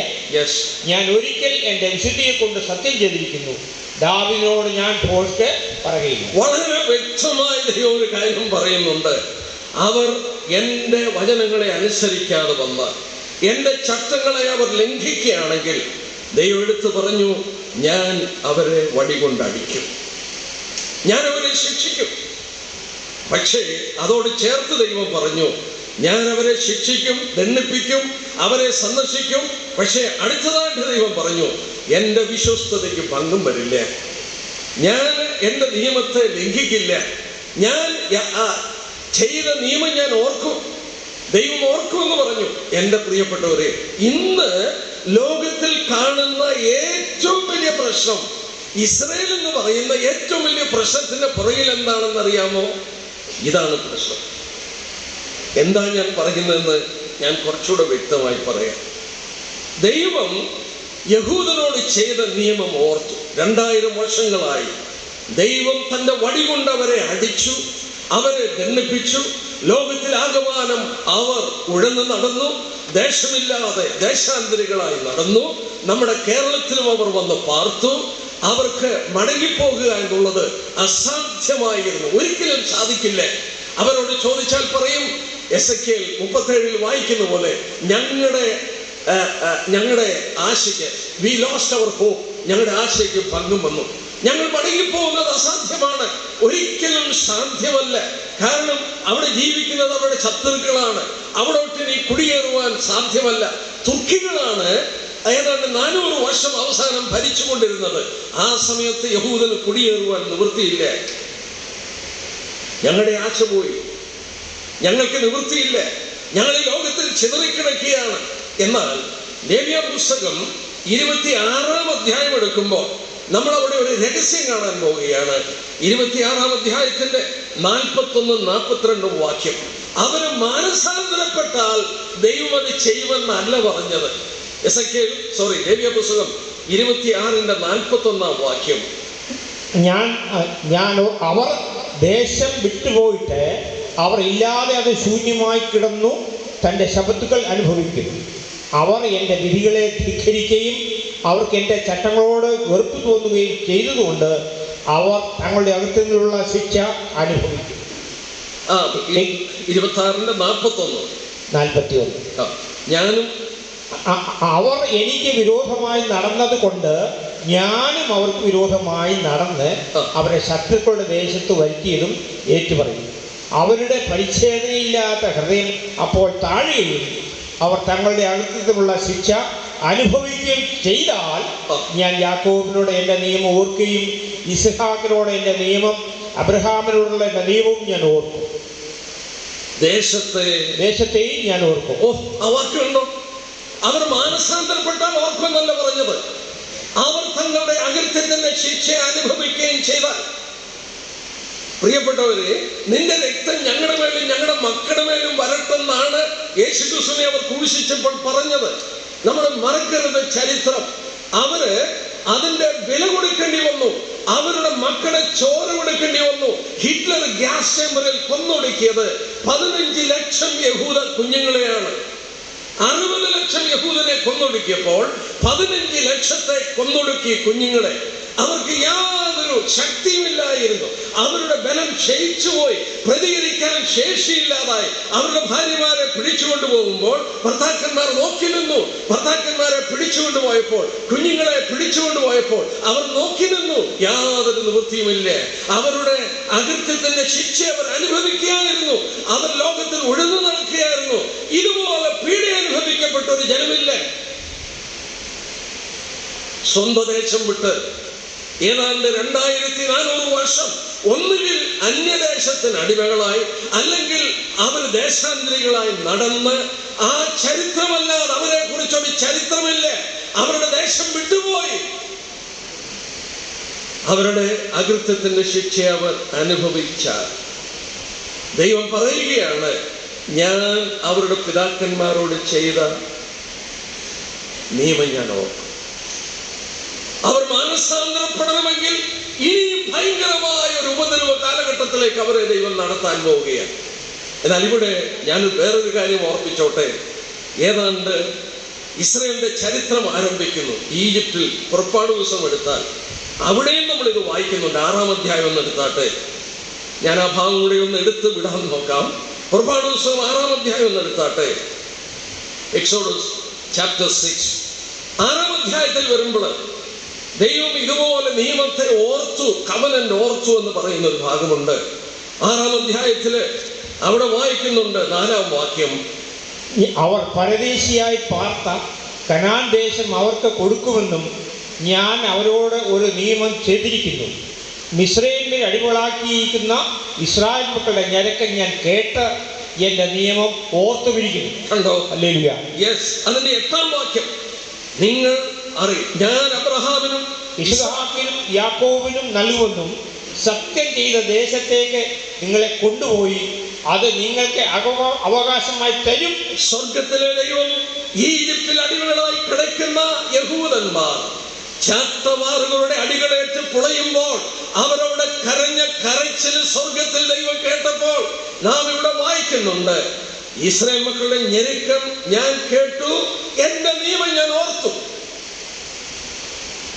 ആ ദേശം ദൈവം ഉടമ്പടി ചെയ്ത് കൊടുത്തതാണ്. നാം താഴോട്ട് വായിക്കുമ്പോൾ അതിന്റെ 6-ാം വാക്യത്തിന്റെ അവസാനത്തിലുണ്ട്, എന്റെ കൈ ഞാൻ നീട്ടും, നീട്ടിയ ഭുജം കൊണ്ട് നിങ്ങളെ വിടുവിക്കും. നമ്മൾ ഓർക്കുക, ലോകത്തിൽ അന്നുള്ളതിൽ ഏറ്റവും ശക്തി കൂടിയ സാമ്രാജ്യം ഈജിപ്ഷ്യൻ എംപയറാണ്, ഈജിപ്ഷ്യൻ സാമ്രാജ്യമാണ്. നിങ്ങൾ ഈജിപ്തിൽ പോയാൽ അവിടുത്തെ മ്യൂസിയത്തിൽ കയറി ഇറങ്ങിയാൽ കാണാൻ സാധിക്കും. ഞാൻ ആ മ്യൂസിയത്തിൽ പോയപ്പോൾ അവിടെ ഫറവോനെ അടക്കിയ ഒരു ശവപ്പെട്ടി അവിടെ വെച്ചിട്ടുണ്ട്. ഫറവോനെ ഈ പിരമിഡിനകത്ത് അടക്കിയ ശവപ്പെട്ടിയാണ്. ഏതാണ്ട് 130 കിലോഗ്രാം സ്വർണം. ഒരു ശവപ്പെട്ടിയുടെ വലിപ്പം, അത് 130 കിലോഗ്രാം സ്വർണം. ഈ അവര് വിശ്വസിക്കുന്ന പുനരുദ്ധാനമുണ്ട്. അപ്പോൾ അവർ പറയുന്നു, ഈ ആത്മാവ് തിരിച്ചു വരുമ്പോൾ ഈ ഫറവോന്മാരെ എല്ലാം മമ്മി പോലെ ആക്കി വെച്ചിരിക്കുക. ഏത് ഫറവോനാണെന്ന് എങ്ങനെ തിരിച്ചറിയുന്നതെന്ന് അറിയാമോ? ഈ ഫറവോന്റെ മുഖം പോലെയുള്ള വേറെ ഒരു മാസ്ക് സ്വർണത്തിലുണ്ടാക്കി ഈ പെട്ടിയുടെ പുറത്ത് വെച്ചിട്ടുണ്ട്. ആത്മാവ് വരുമ്പോൾ അതിന് നോക്കി അറിയാം, ഇതെന്റെ ശരീരമാണ് കിടക്കുന്നത്. അങ്ങനെ വെച്ചിരിക്കുന്ന ഒരു മാസ്ക് ഞാൻ കണ്ടു. അത് തന്നെ 13 കിലോഗ്രാം സ്വർണം. ഞാൻ എന്തിനാ പറഞ്ഞെന്ന് ചോദിച്ചാൽ, ഈജിപ്തിന്റെ ധനവും ബലവും എന്താണെന്നുള്ളത് ഗ്രഹിക്കുക. അവരുടെ സ്വത്താണ് അവരുടെ അടിമകൾ. ആ രാജ്യത്തിന്റെ ബലമാണ് അവരുടെ അടിമകൾ. അവിടെ അടിമത്വത്തിൽ കിടക്കുന്ന യഹൂദന് അവിടെ നിന്ന് വിടുതൽ എന്ന് പറഞ്ഞാൽ അസാധ്യമാണ്. എന്നാൽ സാധ്യമാക്കിയത് എങ്ങനെയാണ്? നമ്മൾ കണ്ടു, ദൈവം അവരുടെ കരച്ചിൽ കേട്ടപ്പോൾ അവന്റെ കരം നീട്ടി അവരെ വിടുവിച്ചു. ഞാൻ അവരുടെ പിതാക്കന്മാരോട് ചെയ്ത നിയമം ഓർത്തു. നമ്മൾ ഓർക്കണം, ആ ഈജിപ്ഷ്യൻ സാമ്രാജ്യം തകർന്ന് മധ്യപൂർവ്വദേശത്തിന്റെ ചരിത്രം തിരുത്തി കുറിച്ച് അവരെ വാഗ്ദത്തം ചെയ്ത കനാൻ നാട്ടിൽ ദൈവം കൊണ്ടുവന്നു. ഇന്നോ നമ്മുടെ ലേവ്യ പുസ്തകം 26-ാം അധ്യായത്തിൽ എന്താ വായിച്ച്? 26-ാം അധ്യായത്തിൽ നമ്മൾ വായിച്ചത് ഇത് തന്നെയാണ്. അവരുടെ അകൃത്യത്തിന്റെ ശിക്ഷ അവർ അനുഭവിച്ചാൽ അവരുടെ പിതാക്കന്മാരോട് ഞാൻ ചെയ്ത നിയമം ഓർക്കും. ദൈവം ഓർത്തതിന്റെ ഫലമായി അസാധ്യമെന്ന് കരുതിയിരുന്ന കാര്യം ദൈവം സാധിപ്പിച്ചു. ദൈവം അവരെ ലോകത്തിന്റെ 4 കോണിൽ നിന്നും കൂട്ടിവരുത്തി. എന്റെ മനസ്സിലൊരു വാക്യം വരുന്നു. നിങ്ങൾ എസെക്കിയേൽ 36 എടുത്താട്ടെ. അവരുടെ മടങ്ങിവരവും മറ്റും പറയുന്ന ഒരു ചാപ്റ്ററാണ്. വളരെ നമുക്ക് മനസ്സിലാക്കാൻ കഴിയുന്ന, വളരെ നമ്മളെ ആവശ്യം കൊള്ളിക്കേണ്ട ഒരു ഭാഗമാണ്. ഞാൻ ആ ഭാഗം നോക്കി, കുഞ്ഞുങ്ങളൊക്കെ നോക്കണേ. നിങ്ങൾ ആ 36-ാം അധ്യായം എടുത്ത് നിങ്ങൾ ശാന്തമായി ഒന്ന് വായിച്ചാൽ, ഞാനൊരു ഹോംവർക്ക് തരാം. നിങ്ങളൊരു പെൻസിൽ എടുത്ത് അല്ലെങ്കിൽ ഒരു പേന എടുത്ത് ആ ചാപ്റ്റർ വായിക്കുമ്പോൾ ഒരു പർട്ടിക്കുലർ വേർഡ് അവിടെ 21 പ്രാവശ്യം റിപ്പീറ്റ് ചെയ്തിട്ടുണ്ട്. 21 പ്രാവശ്യം ആ ഒരു അധ്യായത്തിൽ റിപ്പീറ്റ് ചെയ്തിട്ടുണ്ട്, ആവർത്തിച്ചിട്ടുണ്ട്. എന്താ വാക്കെന്നറിയാവോ? ദൈവം പറയുക, I will, I will, I will. നിങ്ങൾ 36-ാം അധ്യായം വായിക്കുമ്പോൾ നിങ്ങളൊന്ന് അണ്ടർലൈൻ ചെയ്ത് നോക്കി, ഒന്ന് വരച്ചു നോക്കി. 21 പ്രാവശ്യം ഈ 36-ാം അധ്യായത്തിൽ ഞാൻ ചെയ്യും, ഞാൻ ചെയ്യും, ഞാൻ ചെയ്യും. 21 പ്രാവശ്യവും യഹൂദരോടുള്ള ബന്ധത്തിലാണ് അത് പറയുന്നത്. ഒരു വാക്യം വായിക്കാം, അതിന്റെ 24-ാം വാക്യം ഒന്ന് വായിച്ചേ ബ്രദറെ. ഞാൻ നിങ്ങളെ ജാതികളുടെ ഇടയിൽ നിന്നും കൂട്ടി സകല ദേശങ്ങളിൽ നിന്നും നിങ്ങളെ ശേഖരിച്ച് സ്വന്തം ദേശത്തിലേക്ക് വരുത്തും. I will do it. അബ്രഹാമിനോട് ദൈവം പറഞ്ഞെന്താ? ഞാൻ നിന്നെ, I will make you a great nation. നിന്നെ ഞാൻ ഒരു വലിയ ജാതിയാക്കും. ആ രാഷ്ട്രത്തിന്റെ പുറകിലെ ചരിത്രത്തിൽ ആരാ ഉള്ളത്? സ്വർഗത്തിലെ ദൈവമാണ്. ആ ദൈവം ഇവിടെ പറയുകയാണ്, ചിതറിപ്പോയ യഹൂദൻ, ഉഴന്നു നടന്ന യഹൂദൻ, രാജ്യമില്ലാതെ ആക്ഷ നഷ്ടപ്പെട്ട് ലോകത്തിന്റെ ഒരറ്റം മുതൽ മറ്റേറ്റം വരെ ചിതറിപ്പോയി. അവർ ചിതറിപ്പോകുന്നതിന് 40 വർഷം മുമ്പ് യേശു ക്രിസ്തുവിന്റെ മധ്യത്തിൽ നിന്നുകൊണ്ട് അവരോട് പറഞ്ഞു, നിങ്ങൾ വാളിന്റെ വായ്ത്തലയാൽ വീഴും, സകല ജാതികളും നിങ്ങൾ ബദ്ധരായി പോകും. കർത്താവ് അത് പറഞ്ഞ് 40 വർഷം കഴിഞ്ഞപ്പോൾ റോമൻ സൈന്യാധിപനായ തീത്തോസിന്റെ സൈന്യം 13 ലക്ഷത്തെ വാളുകൊണ്ട് വെട്ടിക്കൊന്നു. ഒന്നും രണ്ടുമല്ല, 13 ലക്ഷത്തെ വെട്ടിക്കൊന്നു. ബാക്കിയുള്ളവരെ ലോകത്തിൽ അടിമകളായി വിറ്റു. ബാക്കിയുള്ളവരെ എംപറർ ഹേഡ്രിയൻ AD 135 ആയപ്പോൾ കൽപ്പന പുറപ്പെടുവിച്ചു, യഹൂദന് ജീവൻ വേണോ, ഈ ദേശം വിട്ടുപോകണം. അങ്ങനെ ആ ദേശത്ത് നിന്ന് അവരെ പറിച്ചു കളഞ്ഞു. ലോകത്തിലാകമാനം അവർ ചിതറിപ്പോയി. ആശയത്ത് ലോകത്തിലെല്ലാം ചിതറിപ്പോയി. ഞാൻ ഓസ്ട്രേലിയ ചെന്നപ്പോൾ എനിക്ക് അത്ഭുതം തോന്നി. ഓസ്ട്രേലിയ എന്ന് പറഞ്ഞാൽ അങ്ങ് ദൂരെ കിടക്കുകയാണ്, ഭയങ്കര ദൂരെയാണ് ഓസ്ട്രേലിയ. എൻ്റെ മകളവിടെയുണ്ട്. ഒന്ന് പോകണമെന്ന് വിചാരിച്ചാൽ തന്നെ ഒരുപാട് ബന്ധപ്പെട്ടേ അവിടെ ചെല്ലാത്തപ്പോൾ ഞാൻ അവിടെ ചെന്നപ്പോൾ സിഡ്നിയിലുമൊക്കെ യഹൂദന്മാരുണ്ട്. ഇവരവിടെ എപ്പം വന്നു? എന്നിട്ട് പറയുന്നു, നമ്മുടെ കേരളത്തില് അവർ കൊച്ചിയിലും കൊടുങ്ങല്ലൂരും മാളയിലും പറവൂരും ചേന്നമംഗലത്തും യഹൂദന്മാരവിടെ വന്ന് പാർത്തു. ആഫ്രിക്കയുടെ പ്രദേശത്ത്, യൂറോപ്പിന്റെ പ്രദേശത്ത്, റഷ്യയുടെ പ്രദേശത്ത്, റഷ്യയിൽ നിന്നാണ് ഏറ്റവും കൂടുതൽ യഹൂദന്മാര് മടങ്ങി വന്നത് ഇസ്രയേലില്. അമേരിക്കയുടെ പ്രദേശത്ത്, ഈ ലോകത്തിന്റെ സെൻട്രലിൽ നിന്ന് ഇവരെങ്ങനെ ചിതറിപ്പോയി? അവര് ചിതറിപ്പോകുന്നതിന് 40 വർഷം മുമ്പ് ദൈവപുത്രൻ പറഞ്ഞു, നിങ്ങൾ വാളിന്റെ വായ്ത്തലയാൽ വീഴും, നിങ്ങളെ സകല ജാതികളിലേക്കും ബദ്ധരായി കൊണ്ടുപോകും. Literally that happen. അതങ്ങനെ തന്നെ സംഭവിച്ചു. 2000 വർഷങ്ങളോളമായി അവരിങ്ങനെ ചിതറിക്കിടക്കുകയാണ്. മടങ്ങി വരിക എന്നുള്ളത് ഇംപോസിബിൾ, നടക്കില്ല. അവർക്കൊരു ഐക്യതയില്ല, യൂണിറ്റി ഇല്ല. അവരെ ഒന്നിപ്പിച്ച് നിർത്താൻ യാതൊരു മാർഗവുമില്ല. ഓരോ രാജ്യത്ത് കിടക്കുകയാണ്. അവര് ആ ദേശത്തിൽ ഒന്നുകിൽ അവിടെ അതിന്റെ ഭാഗമായി മാറുന്നു, അല്ലെങ്കിൽ അവരവിടെ വെറും അടിമകളെ പോലെ കഴിച്ചുകൂട്ടുന്നു, പീഡിപ്പിക്കപ്പെടുന്നു, കൊല്ലപ്പെടുന്നു. ഒരു നിവൃത്തിയുമില്ല. ഇവര് ലോകത്തിന്റെ 4 കോണിൽ ദൈവത്തോട് കരഞ്ഞുകൊണ്ട് കിടക്കുകയാണ്. ആശയറ്റുപോയി. ദൈവം സ്വർഗത്തിൽ ഇരുന്നുകൊണ്ട് അവരോട് ചെയ്ത നിയമം ഓർത്തു. ആ നിയമം ഓർത്തപ്പോൾ നമ്മളിവിടെ വായിക്കുന്നത് എന്താ? ഞാൻ നിങ്ങളെ ജാതികളുടെ ഇടയിൽ നിന്ന്, ജാതികൾ എന്ന് മലയാളത്തിലുള്ളത് ഇംഗ്ലീഷ് ബൈബിളിൽ വായിച്ചാൽ നേഷൻസ് എന്നാണ്. I will gather you from the Nations. ഞാൻ രാഷ്ട്രങ്ങളിൽ നിന്ന് നിങ്ങളെ ശേഖരിക്കും, സകല രാജ്യങ്ങളിൽ നിന്ന് നിങ്ങളെ ശേഖരിച്ച് നിങ്ങളുടെ സ്വന്തം ദേശത്ത് ഞാൻ വരുത്തും. ഞാൻ ഒന്നുകൂടെ ഊന്നി പറയട്ടെ, അവർക്ക് വേണ്ടി 17 സ്ഥലങ്ങൾ ലോക രാഷ്ട്രങ്ങൾ വെച്ച് നീക്കി. ഞാൻ ആ ലിസ്റ്റ് എൻ്റെ കയ്യിലുണ്ട്, ഞാൻ പറയുന്നില്ല. ആ ലിസ്റ്റിൽ ഞാൻ വായിച്ചു നോക്കി. ജനപ്പാർപ്പ് കുറവുള്ള മെൽബൺ, ഓസ്ട്രേലിയയിലെ മെൽബൺ, വിയറ്റ്നാം, നയാഗ്ര വെള്ളച്ചാട്ടത്തിന്റെ പ്രദേശം, അമേരിക്കയിലെ മിസിസിപ്പിയുടെ പ്രദേശം, റഷ്യ പിടിച്ചെടുത്ത ക്രിമിയ. എന്തിനു പറയുന്നു? ഇങ്ങനെ ജനപ്പാർപ്പ് കുറവുള്ള 17 സ്ഥലങ്ങൾ ലോകരാജ്യങ്ങൾ വെച്ച് നീട്ടി. ഇവിടെ നിങ്ങൾ രാജ്യം സ്ഥാപിച്ചുകൊള്ളുക. എന്തിനാ അങ്ങനെ സ്ഥലം വെച്ച് നീട്ടിയത്?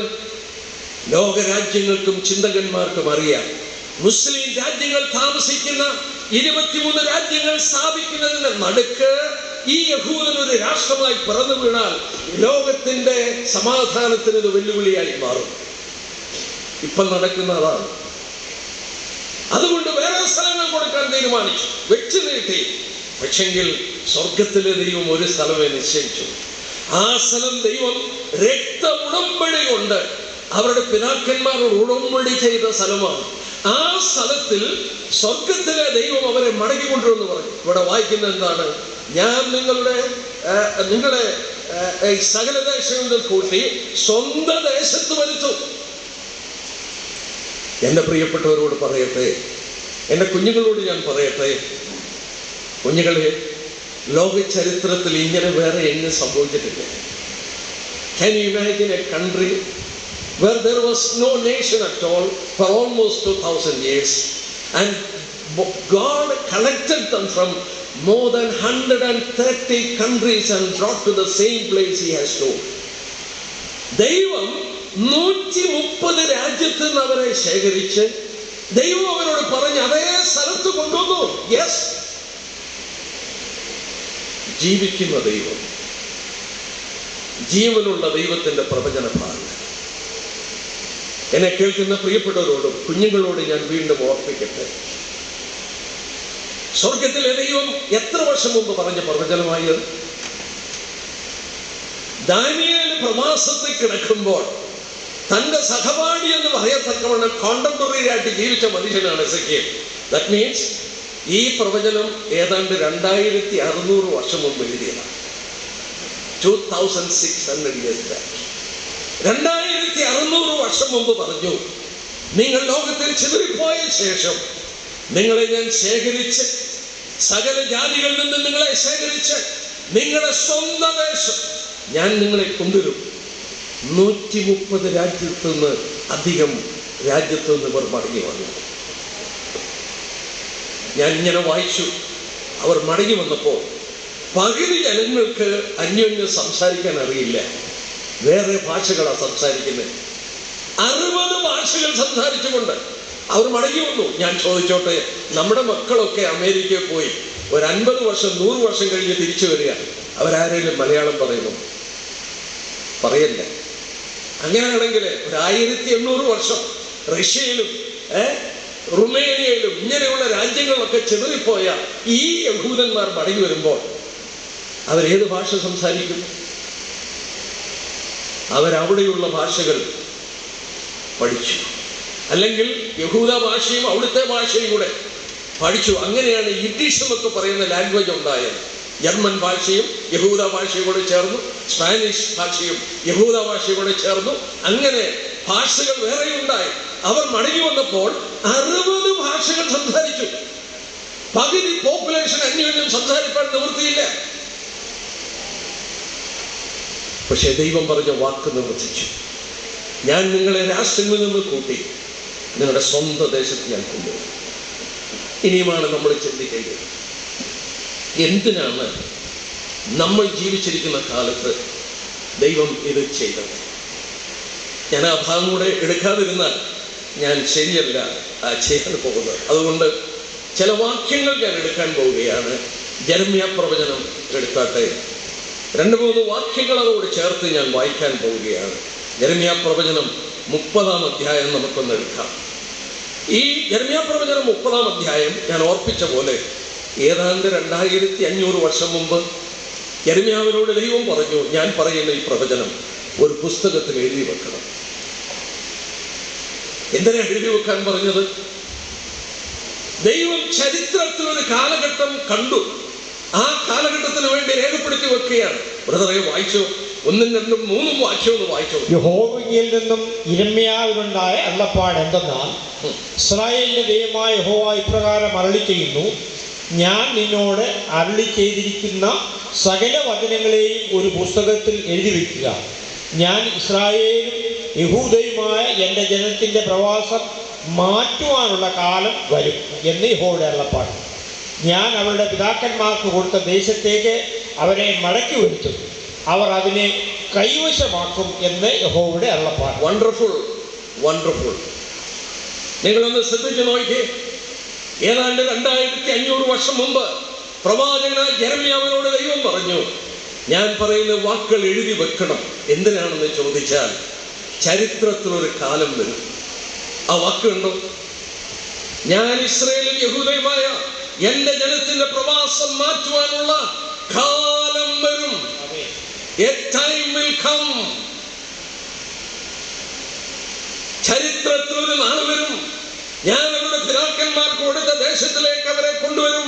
ഞങ്ങളെ കേൾക്കുന്ന പ്രിയപ്പെട്ടവരോട് പറയട്ടെ, കുഞ്ഞുങ്ങളോട് പറയട്ടെ, did that time come in the history? ചരിത്രത്തിൽ ആ സമയം വന്നു.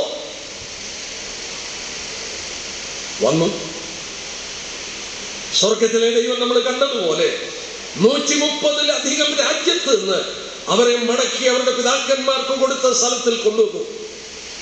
ലോകരാഷ്ട്രങ്ങൾ അവരുടെ രാജ്യമുണ്ടാക്കാൻ 17 സ്ഥലങ്ങൾ വെച്ചു നീട്ടി.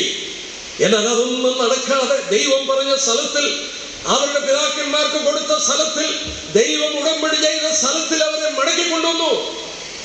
സ്തോത്രം. വേറൊരു വാക്യം നമുക്ക് നോക്കാം. 31-ാം അധ്യായം നോക്കിക്കോട്ടെ. 31-ാം അധ്യായം അതിന്റെ 37-ാം വാക്യം ഒന്ന് വായിക്കാം. യെസ്,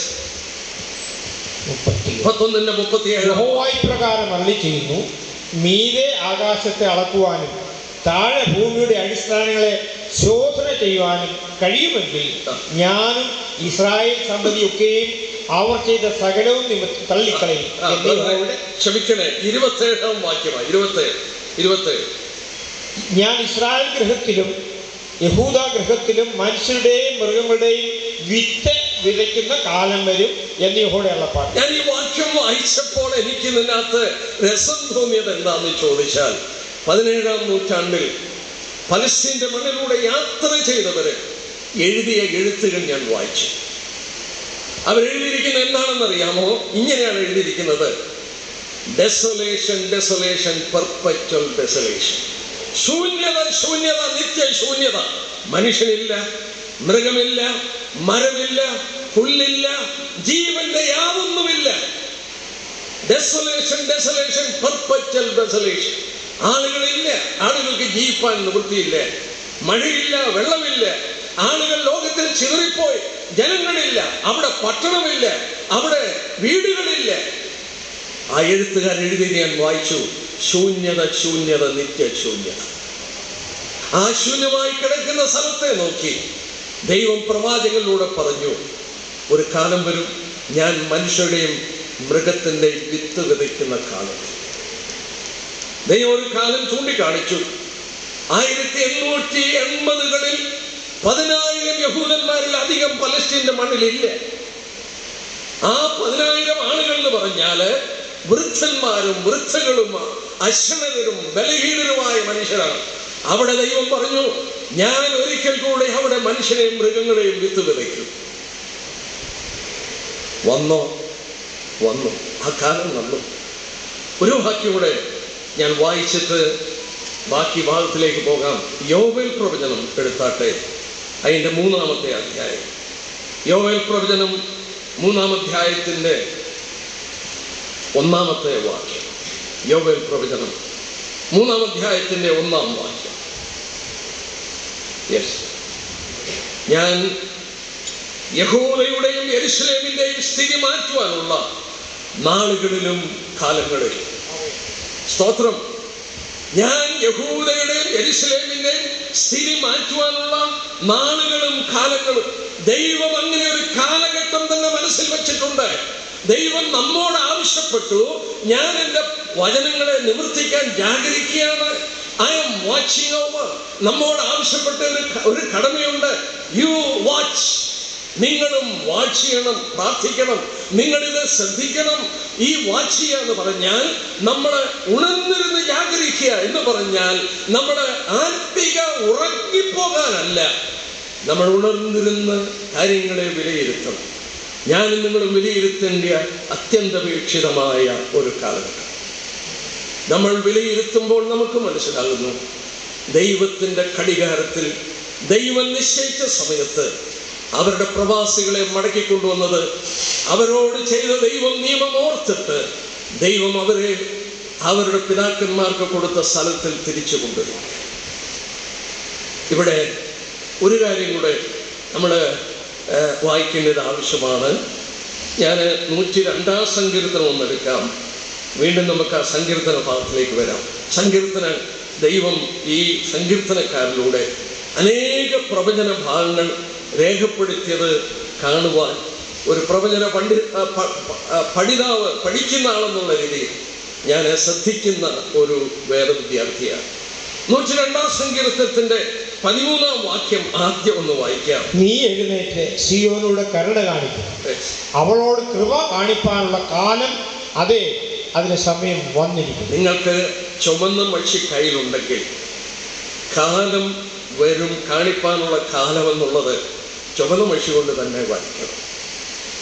എന്താ കാരണം? നമ്മുടെ മുമ്പേ വായിച്ചെന്താണ്? ഞാൻ യഹൂദയുടെയും യെരുശലേമിന്റെയും സ്ഥിതി മാറ്റുവാനുള്ള നാളുകളും കാലങ്ങളും, ഞാൻ വീണ്ടും ഇസ്രായേലിൽ മനുഷ്യരുടെയും മൃഗത്തിന്റെയും വിത്ത് വിതയ്ക്കുന്ന കാലം. യാതൊരു വിധത്തിലും ദൈവം കരുണ കാണിക്കാതെ ഈ ജനത്തെ ദൈവം അങ്ങനെ ഇട്ടു. അതിന്റെ കാരണം നമുക്ക് നോക്കാം. ഒരു വാക്യം കൂടെ ഞാൻ വായിച്ചിട്ട് ഇവിടെ തന്നെ മടങ്ങി വരാം. ജെരമ്യാ പ്രവചനം 16 അധ്യായം നമുക്ക് വായിച്ചിട്ട് നാം വായിച്ച ഈ ഭാഗത്തിലേക്ക് മടങ്ങി വരണം. ജെരമ്യാ പ്രവചനം 16 അധ്യായം അതിൻ്റെ 13 വാക്യം നോക്കാം. അതുകൊണ്ട് ഞാൻ നിങ്ങളെ ഈ ദേശത്തു നിന്നും നിങ്ങളും നിങ്ങളുടെ പിതാക്കന്മാരും അറിയാത്ത ഒരു ദേശത്തേക്ക് നീക്കിക്കളയും. അവിടെ നിങ്ങൾ രാവും പകലും അന്യദേവന്മാരെ സേവിക്കും. അവിടെ ഞാൻ നിങ്ങൾക്ക് കൃപ കാണിക്കുകയില്ല. അവിടെ ഞാൻ നിങ്ങൾക്ക് കൃപ കാണിക്കില്ല, നിങ്ങളോട് ഞാൻ കരുണ കാണിക്കത്തില്ല. എന്നാൽ ഇവിടെ 102 സങ്കീർത്തനത്തിൽ എന്താ വായിച്ചത്? യെസ്, കൃപ കാണിപ്പാനുള്ള കാലം വന്നു. ആ വാക്ക് നോക്കട്ടെ. നീ എഴുന്നേറ്റ് സിയോനോട് കരുണ കാണിപ്പാൻ ഉള്ള, അവളോട് കൃപ കാണിപ്പാനുള്ള കാലം, അതെ, അതിനുള്ള സമയം വന്നു. ഇംഗ്ലീഷിൽ വായിച്ചാൽ set time to show her favor. ഇസ്രായേലിനോട് സമയം, ദൈവത്തിന്റെ നിശ്ചയിച്ച ആ സമയം, ആ കരുണ കാണിക്കാനുള്ള പർട്ടിക്കുലർ ടൈം വന്നു. അത് വന്നു കഴിഞ്ഞാൽ എന്ത് സംഭവിക്കും? അടുത്ത വാക്യം നോക്കി. 102 സങ്കീർത്തനത്തിന്റെ 14 വാക്യം. യെസ്, 102 സങ്കീർത്തനം. നിന്റെ ദാസന്മാർക്ക് അവളുടെ കണ്ണികളോട് താല്പര്യവും അവളുടെ പൂഴിയോടെ അലിവും തോന്നുന്നു. യഹോവ സിയോനെ പണികയും. അത് പിന്നെ വായിക്കാം. നമ്മള് ഇസ്രായേലിൽ യാത്ര ചെയ്തിട്ടുള്ളവർക്ക് ഒരു കാര്യം അറിയാം. ഏറ്റവും ആവേശത്തോടെ കാണുന്ന ഒരു ഭാഗം വിലാപ മതിലും അതിൻ്റെ ചുറ്റുമുള്ള സ്ഥലങ്ങളൊക്കെയാണ്.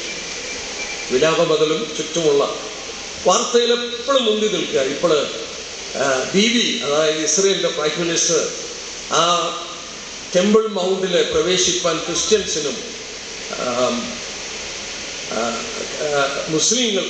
ക്രിസ്ത്യൻസിനും യഹൂദന്മാർക്കും അവകാശം കൊടുത്തു. അങ്ങനെ ആളുകൾ കയറിയെന്ന് പറഞ്ഞു. ഞാൻ ഇസ്രായേലിൽ ഒരുപാട് പ്രാവശ്യം പോയിട്ടുണ്ട്. പക്ഷെങ്കിൽ 2 പ്രാവശ്യമേ എനിക്ക് അവിടെ കയറാൻ അനുവാദം കിട്ടിയത്.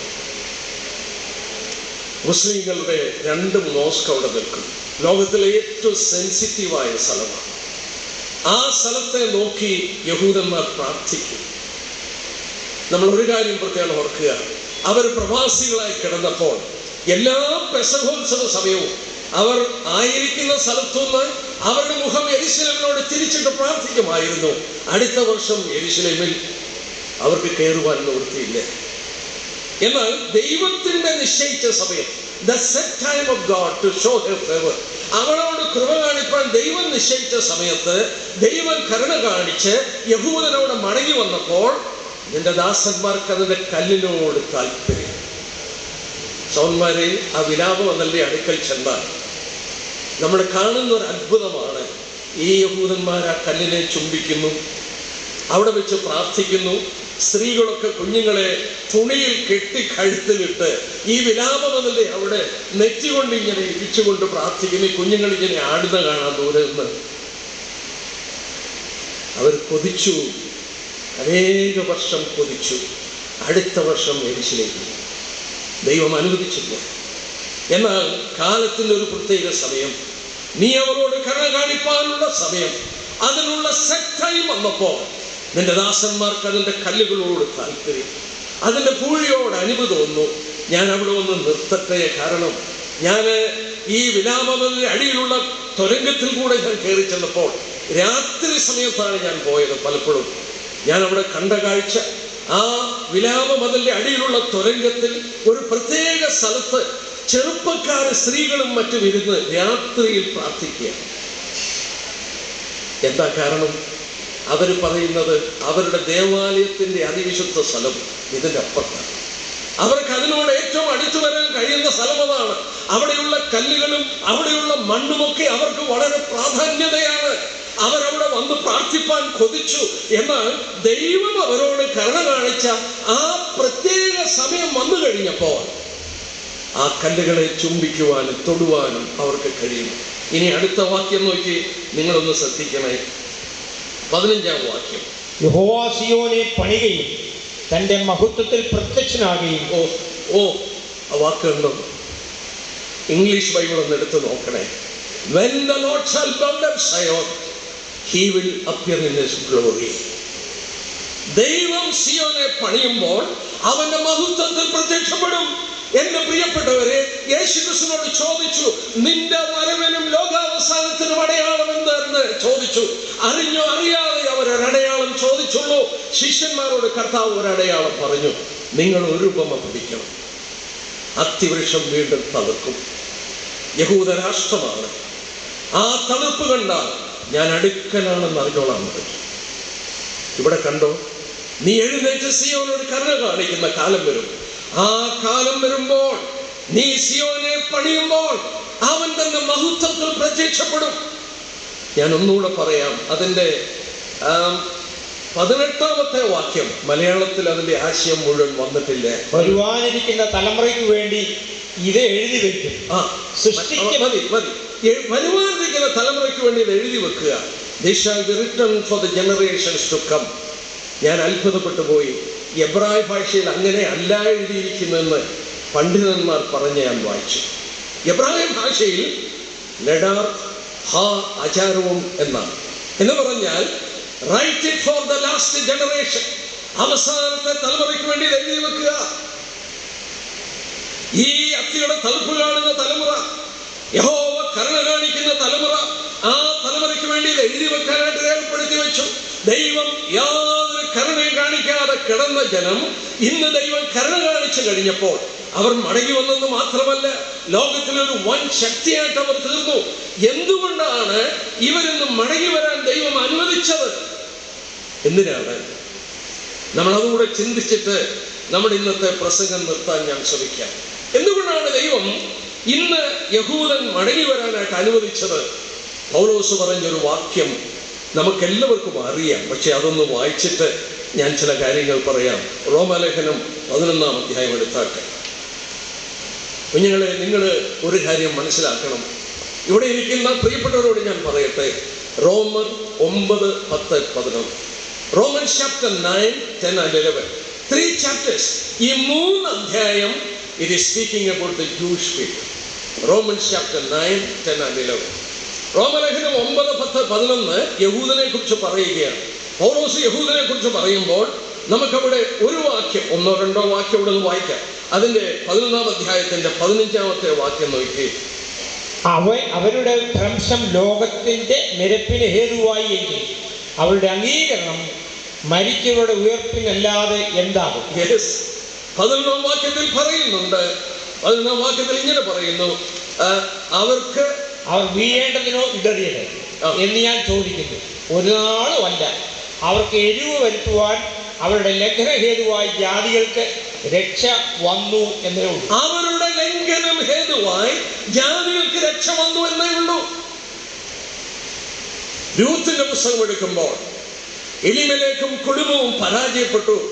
അവർ പരാജയപ്പെട്ട് അപ്പത്തിന്റെ വീടായ ബേത്ലഹേമിൽ നിന്ന് മോവാബിലേക്ക് അവർ ഇറങ്ങിപ്പോയി. മോവാബിൽ അവർ പോയതിന്റെ ഫലമായി പുറജാതിക്കാരത്തിയായ രൂത്ത് അനുഗ്രഹത്തിലേക്ക് വരാനിടയായി മാറി. നമ്മളൊന്ന് ആലോചിച്ച് നോക്കുക.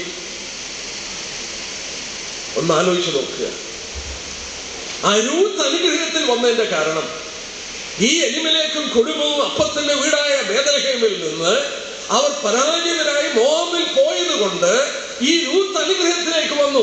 ഇവരുടെ ലംഘനം ഹേതുവായി ജാതികൾക്ക് രക്ഷ വന്നു എന്നേ ഉള്ളൂ. യേശുക്രിസ്തു എങ്ങോട്ടാ വന്നത്? സ്വന്തത്തിലേക്കാണ് വന്നത്. സ്വന്തക്കാർ അവനെ കൈക്കൊണ്ടില്ലേ? ശിഷ്യന്മാരെ അവൻ പറഞ്ഞയക്കുമ്പോ നിങ്ങൾ ജാതികളെ അടുക്കൽ പോകരുത്, ശമര്യയുടെ പട്ടണങ്ങളിൽ പോകരുത്, യഹൂദാഗൃഹത്തിന്റെ കാണാതെ പോയ വീടുകളിലേക്ക് മാത്രമേ പോകാവൂ എന്ന് മത്തായി 10:5-6 വാക്യത്തിൽ വായിക്കുന്നുണ്ട്. യഹൂദന്റെ മധ്യത്തിൽ മാത്രമായിരുന്നു അവന്റെ ശുശ്രൂഷ. കർത്താവിന്റെ മരണപുനരുത്ഥാന ശേഷമാണ് ശിഷ്യന്മാരോട് പറയുന്നത്, നിങ്ങൾ ഭൂമിയുടെ അറ്റത്തോളം പോകുക. എന്നാൽ ഇവിടെ നമ്മൾ വളരെ വ്യക്തമായി പ്രത്യേകത ഓർക്കേണ്ട ഒരു കാര്യമുണ്ട്. ഇവരുടെ പൗലോസ് പറയുകയാണ്, ഇവരുടെ ഭ്രംശം ലോകത്തിന്റെ നിരപ്പിന് കാരണമായി. ഞാൻ ഒരു ഭാഗമെന്ന് അതുള്ള ബന്ധത്തിൽ ചൂണ്ടിക്കാണിച്ചോട്ടെ. അപ്പോസ്തല പ്രവൃത്തികൾ എടുക്കുമ്പോൾ അതിൻ്റെ ആക്ട്സ് ചാപ്റ്റർ 13-ാം അധ്യായം, അവിടെ പൗലോസും ബർന്നബാസും ധൈര്യം കൊണ്ട് പറയുന്ന വാക്കുകളാണ്. അപ്പോസ്തല പ്രവൃത്തി 13:46 വാക്യം. ദൈവവചനം ആദ്യം നിങ്ങളോട് പറയേണ്ടത് ആവശ്യമായിരുന്നു. അപ്പോൾ പൗലോസും ബർന്നബാസും ധൈര്യം കൊണ്ട് ദൈവവചനം ആദ്യം നിങ്ങളോട് പറയുന്നത് ആവശ്യമായിരുന്നു. എന്നാൽ നിങ്ങൾ അതിനെ തള്ളി നിങ്ങളെ തന്നെ നിത്യജീവന് അയോഗ്യർ എന്ന് വിധിച്ചു കളയുന്നതിനാൽ ഇതാ ഞങ്ങൾ ജാതികളിലേക്ക് തിരിയുന്നു. കണ്ടോ വാക്യം? യഹൂദന്റെ ഭ്രംശം പൗലോസ് പറഞ്ഞു, അവരുടെ ഭ്രംശം ജാതികളുടെ നിരപ്പിന് കാരണമായി. അവരുടെ പരാജയം, എലിമേലെക്കിന്റെ പരാജയം രൂത്ത് രക്ഷിക്കപ്പെടാൻ ഇടയായി. യഹൂദന്റെ മധ്യത്തിൽ വന്ന ദൈവപുത്രനെ അവർ ക്രൂശിച്ചു. അവൻ പുനരുത്ഥാനം പ്രാപിച്ചു കഴിഞ്ഞപ്പോൾ കൽപ്പന കൊടുത്തു, നിങ്ങൾ ഭൂമിയുടെ അറ്റത്തോളം പോയി എന്റെ സാക്ഷികളാണ്. ആ സുവിശേഷം പുറജാതികളായ നമ്മുടെ അടുക്കലും കടന്നു വന്ന് രക്ഷിക്കപ്പെടാൻ നമുക്ക് ഭാഗ്യം ലഭിച്ചു. ഇന്ന് നമ്മൾ ഭാഗ്യശാലികളാണ്. അപ്പോസ്തലനായ പൗലോസ് ഓർപ്പിച്ചു, അവരുടെ ഭ്രംശം ലോകത്തിന്റെ നിരപ്പിന് കാരണമായി. എങ്കിൽ അവരുടെ അംഗീകരണം മരിച്ചവർ ഉയർപ്പെന്നല്ലാതെ എന്താണ്? എപ്പോഴാണ് മരിച്ചവർ ഉയർക്കുന്നത്? കർത്താവിന്റെ മടങ്ങി വരവിലാണ്. കർത്താവ് ഗംഭീരനാദത്തോടും പ്രധാന ദൂതന്റെ ശബ്ദത്തോടും ദൈവത്തിന്റെ കാലത്തോടെ സ്വർഗത്തിൽ ഇറങ്ങി വരികയും ക്രിസ്തുവിൽ മരിച്ചവർ മുമ്പേ പുനരുദ്ധാനം പ്രാപിക്കും. ജീവനോടെ ശേഷിക്കുന്ന നാം രൂപാന്തരപ്പെട്ട് ആകാശത്തിൽ കർത്താവിനെ എതിരേൽപ്പാൻ മേഘങ്ങളിൽ എടുക്കപ്പെടും. ഞാൻ ഈ പ്രവചന പ്രസംഗം നിർത്തുന്നതിന് മുമ്പ് ഒരു ഭാഗം കൂടെ ഒന്ന് ചൂണ്ടിക്കാണിച്ചോട്ടെ. അപ്പോസ്തല പ്രവൃത്തികൾ 3-ാം അധ്യായം എടുത്താട്ടെ. ഇത് ഏറിയ പങ്കാളികളും വിശ്വാസികളും ഗ്രഹിക്കാത്തൊരു ഭാഗമാണ്. അതായത് പത്രോസിന്റെ 2ാമത്തെ പ്രസംഗമാണ്. ആദ്യത്തെ പ്രസംഗം പെന്തിക്കോസ്ത് പെരുന്നാളിലാണ്. 2ാമത്തെ പ്രസംഗം 3-ാം അധ്യായത്തിൽ രേഖപ്പെടുത്തിയിട്ടുണ്ട്.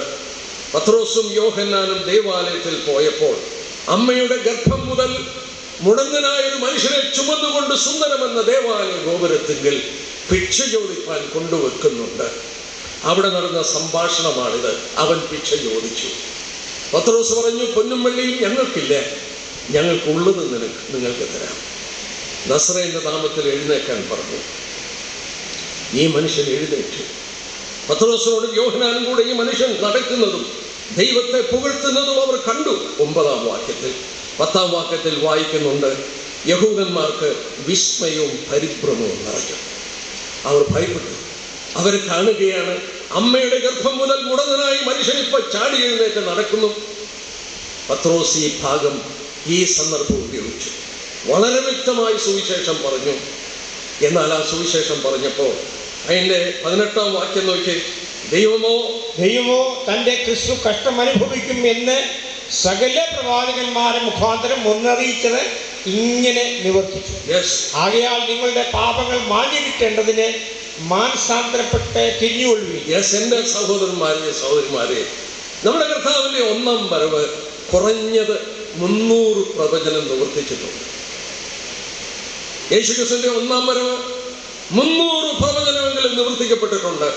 ഇവിടെ പറഞ്ഞതുപോലെ സകല പ്രവാചകന്മാർ മുമ്പ് കൂട്ടി അറിയിച്ചു. അത് നിവർത്തിക്കപ്പെട്ടു. എന്നിട്ട് പറയുക, നിങ്ങൾ മാനസാന്തരപ്പെട്ടു, നിങ്ങളുടെ പാപങ്ങളെ മായ്ച്ചു കിട്ടേണ്ടതിന് മാനസാന്തരപ്പെട്ട് തിരിഞ്ഞുകൊള്ളുവിൻ. എന്നാൽ കർത്താവിന്റെ സമൂഹത്തിൽ നിന്ന് ആശ്വാസകാലങ്ങൾ വരികയും, അടുത്ത ഭാഗം ശ്രദ്ധിക്കണം, നിങ്ങൾക്ക് മുൻ നിയമിക്കപ്പെട്ട ക്രിസ്തുവായ യേശുവിനെ അവൻ അയക്കുകയും ചെയ്യും. യഹൂദന്മാരോട് പറയുകയാണ്, നിങ്ങൾ മാനസാന്തരപ്പെട, നിങ്ങൾക്ക് യേശു ക്രിസ്തുവിനെ വീണ്ടും മടക്കി അയക്കും. പത്രോസും ഒക്കെ വിശ്വസിച്ചു. അവർ ജീവിച്ചിരിക്കുമ്പോൾ കർത്താവ് മടങ്ങി വരുമെന്ന് വിശ്വസിച്ചു. പക്ഷേ പത്രോസ് ഇവിടെ ഒരു രഹസ്യം പറയും. പരിശുദ്ധാത്മാവിനാൽ പറഞ്ഞ രഹസ്യമാണ്. എന്താ? 21-ാം വാക്യം വായിച്ചേ ബ്രദറെ. ഇവിടെയുള്ള എല്ലാവരും അത് മനസ്സിലാക്കണേ. ദൈവം ലോകാരംഭം മുതൽ തന്റെ വിശുദ്ധ പ്രവാചകന്മാർ മുഖാന്തരം അരുളിച്ചതൊക്കെയും യഥാസ്ഥാനത്താക്കുന്ന കാലം വരുവോളം സ്വർഗം അവനെ കൈക്കൊള്ളേണ്ടതാണ്. എത്ര നാളാ കർത്താവ് സ്വർഗത്തിലായിരിക്കുന്നത്? അവൻ ഒലിമലയിൽ നിന്ന് സ്വർഗാരോഹണം ചെയ്തു. പോയതുപോലെ മടങ്ങി വരുമെന്ന് ദൂതന്മാർ പ്രഖ്യാപിച്ചു. കർത്താവ് പറഞ്ഞു, ഞാൻ പോയതുപോലെ വരും. ഈ വാക്യം കണ്ടോ? തന്റെ വിശുദ്ധ പ്രവാചകന്മാർ മുഖാന്തരം അരുളി ചെയ്തതൊക്കെയും യഥാസ്ഥാനത്താകുന്ന കാലം വരുവോളം സ്വർഗം അവനെ കൈക്കൊള്ളണം. ഇംഗ്ലീഷ് ബൈബിളിൽ വായിച്ചാൽ ടൈംസ് ഓഫ് റീസ്റ്റോറേഷൻ, ബഹുവചനത്തിലാണ് ആ സമയം പറഞ്ഞത്. ടൈംസ് ഓഫ് റീസ്റ്റോറേഷൻ എന്ന് പറഞ്ഞാൽ there is a time of restoration. ഈ യഥാസ്ഥാനത്തിന് ഒരു നാളുകളുണ്ട്. ആ നാളുകൾ വരുന്നത് വരെ അവൻ സ്വർഗത്തിലായിരിക്കും. അത് കഴിയുമ്പോൾ സ്വർഗത്തിൽ നിന്ന് ഭൂമിയിലേക്ക് അയക്കും. സ്തോത്രം. ഞാൻ ചോദിച്ചോട്ടെ, ആരോടാ പത്രോസ് ഇത് പറഞ്ഞത്? യഹൂദന്മാരോടാണ്. യഹൂദന്മാരോട് പറയുകയാണ്, പ്രവാചകന്മാർ പറഞ്ഞിട്ടുണ്ട് പലതും റീസ്റ്റോർ ചെയ്യണം. ഞാനൊരു ലിസ്റ്റ് നോക്കി ഉണ്ടാക്കിയെടുത്തു. പക്ഷേ എനിക്ക് പറയാൻ ഒരു നിവൃത്തിയുമില്ല. ഞാൻ ഓരോ വാക്കുകളിൽ പറഞ്ഞു നിർത്താം. പ്രവാചകന്മാർ മുമ്പ് കൂട്ടി പറഞ്ഞു, നിങ്ങളെ വീണ്ടും നിങ്ങളുടെ പിതാക്കന്മാർക്ക് കൊടുത്ത ദേശത്ത് കൊണ്ടുവരൂ. കൊണ്ടുവന്നോ? കൊണ്ടുവന്നു. നിങ്ങളിവിടെ വീണ്ടും കൃഷിയും വിലയും നടന്നു. ഒരു കാലത്ത് ദൈവം മേഘങ്ങളോട് പറഞ്ഞു, മഴ പെയ്യരുത്. മഴ നിന്നുപോയി. വീണ്ടും ദൈവം പറഞ്ഞു, മേഘങ്ങളോട് പറഞ്ഞു, എന്റെ ജനം മടങ്ങി വരാൻ സമയമായതുകൊണ്ട് കൊമ്പുകളെ നീട്ടി ഫലം കായ്ക്കാം. വീണ്ടും മഴ പെയ്യാൻ തുടങ്ങി. എബ്രായ ഭാഷ മരിച്ചുപോയ ഭാഷയായിരുന്നു. അത് വീണ്ടും പുനർജീവിച്ചു. എബ്രായ ഭാഷ വീണ്ടും ഇന്ന് അവരുടെ നാഷണൽ ലാംഗ്വേജ് ആയി. എന്തിനു പറയുന്നു? അവിടെ ബാരൻ ലാൻഡ്, ഒന്നുമില്ലാതെ ശൂന്യമായി കിടന്ന സ്ഥലം വീണ്ടും അത് കൃഷിയോഗ്യമായി, കൃഷികളുണ്ടായി. ലോകത്തിലെ ഏറ്റവും വലിയ കൃഷി വിദഗ്ധന്മാരായി മാറി. ഞാൻ ചോദിച്ചോട്ടെ, ഇത്രയും നാൾ കൃഷി ചെയ്യാതെ കിടന്ന സ്ഥലമാണല്ലോ. പ്രവാചകന്മാർ മുമ്പ് കൂട്ടി പറഞ്ഞു. പ്രവാചകന്മാർ പറഞ്ഞു. ഞാൻ ഒരു വാക്യമെങ്കിലും പറയാതെ പോയാൽ ശരിയാകത്തില്ല. യെശയ്യാപ്രവചനം 62 നോക്കിയേ. യെശയ്യാപ്രവചനം 62 ആ സ്ഥലത്തെ കുറിച്ച് പറയുന്ന ഒരു കാര്യമാണ്. 62-ാം യെശയ്യാപ്രവചനം 62 ഭൂമിയെ കുറിച്ച് പറയുകയാണ്. 4-ാം വാക്യം തുടങ്ങി വായിക്കാം. നിന്നെ ഇനി അശുഭ തൃക്ത എന്ന് വിളിക്കയില്ല. നിന്റെ ദേശത്തെ ശമാമ ശൂന്യം എന്നും പറയയില്ല. നിനക്ക് ഹെഫ ശിബ ഇഷ്ട എന്നും നിന്റെ ദേശത്തിന് ബയൂല വിവാഹസ്ഥ എന്നും പേരാകും. യഹോവയ്ക്ക് നിന്നോട് പ്രിയമുണ്ടല്ലോ. നിന്റെ ദേശത്തിന് വിവാഹം കഴിയും. യൗവനക്കാരന് കന്യയെ വിവാഹം ചെയ്യുന്നത് പോലെ നിന്റെ പുത്രന്മാർ നിന്നെ വിവാഹം ചെയ്യും. ആ വാക്ക് നോക്കട്ടെ. പ്രവാചകന്മാർ മുമ്പ് കൂട്ടി പറഞ്ഞതാണ്. നിന്റെ ദേശം ശൂന്യമായി കിടക്കുകയാണ്. നിന്റെ ദേശം അസൂബയാണ്, തിക്തയാണ്. It is desolate and it is forsaken. മറന്നുപോയി, അത് ശൂന്യമായി കിടക്കുകയാണ്. വീണ്ടും ഒരു വിവാഹസ്ഥ പോലെയാകും. ആരാരെ കല്യാണം കഴിക്കും? ഇവിടെ പറഞ്ഞ വാക്ക് നോക്കി. 5-ാം വാക്യം, യൗവനക്കാരൻ കന്യകയെ വിവാഹം ചെയ്യുന്ന പോലെ നിന്റെ പുത്രന്മാർ നിന്നെ വിവാഹം കഴിക്കും. യഹൂദ പുരുഷന്മാർ, യഹൂദ യൗവനക്കാർ നിന്റെ ദേശത്തിന് വിവാഹം കഴിക്കും. ആ ദേശം പുളകിതമായി ഫലങ്ങൾ കഴിക്കാൻ തുടങ്ങി. പൂക്കളും പഴങ്ങളും കയറ്റി അയക്കാൻ തുടങ്ങി. എന്നിന് പറയുന്നു, ആ ദേശത്തിന്റെ ആവശ്യം കഴിഞ്ഞ് ഏതാണ്ട് 1.3 ബില്യൺ, $1.3 ബില്യൺ പഴങ്ങളും പൂക്കളും അവർ കയറ്റി അയക്കുന്നു. ഈ പ്രവചനം നിവൃത്തിയായി. ഞാൻ അതോട് ചേർത്ത് 27-ാം യെശയ്യാവ് തന്നെ 27:6 കൂടെ ഒന്ന് വായിക്കാം. 27:6 വാക്യം. സമാധാനം ചെയ്തു കൊള്ളട്ടെ, വരും കാലത്ത് യാക്കോബ് വേരൂന്നുകയും ഇസ്രായേൽ തളിർത്ത് പൂക്കുകയും അങ്ങനെ ഭൂതലത്തിന്റെ ഉപരിഭാഗം ഫലപൂർണമാകുകയും ചെയ്യും. ഇംഗ്ലീഷിൽ വായിച്ചാൽ അവർ മടങ്ങി വന്ന് വേരൂന്നി കഴിയുമ്പോൾ they will fill the world with fruits. ലോകത്തെ പഴങ്ങൾ കൊണ്ടവർ നിറയ്ക്കും. അവിടെ വിളയുന്ന സിട്രസ് ഓറഞ്ച്, ജാഫ്ന ഓറഞ്ച്, അവിടെ വിളയുന്ന അനേക പഴങ്ങൾ, പൂക്കൾ ലോകത്തിന്റെ 4 കോണിലും അവർ കയറ്റി അയക്കും.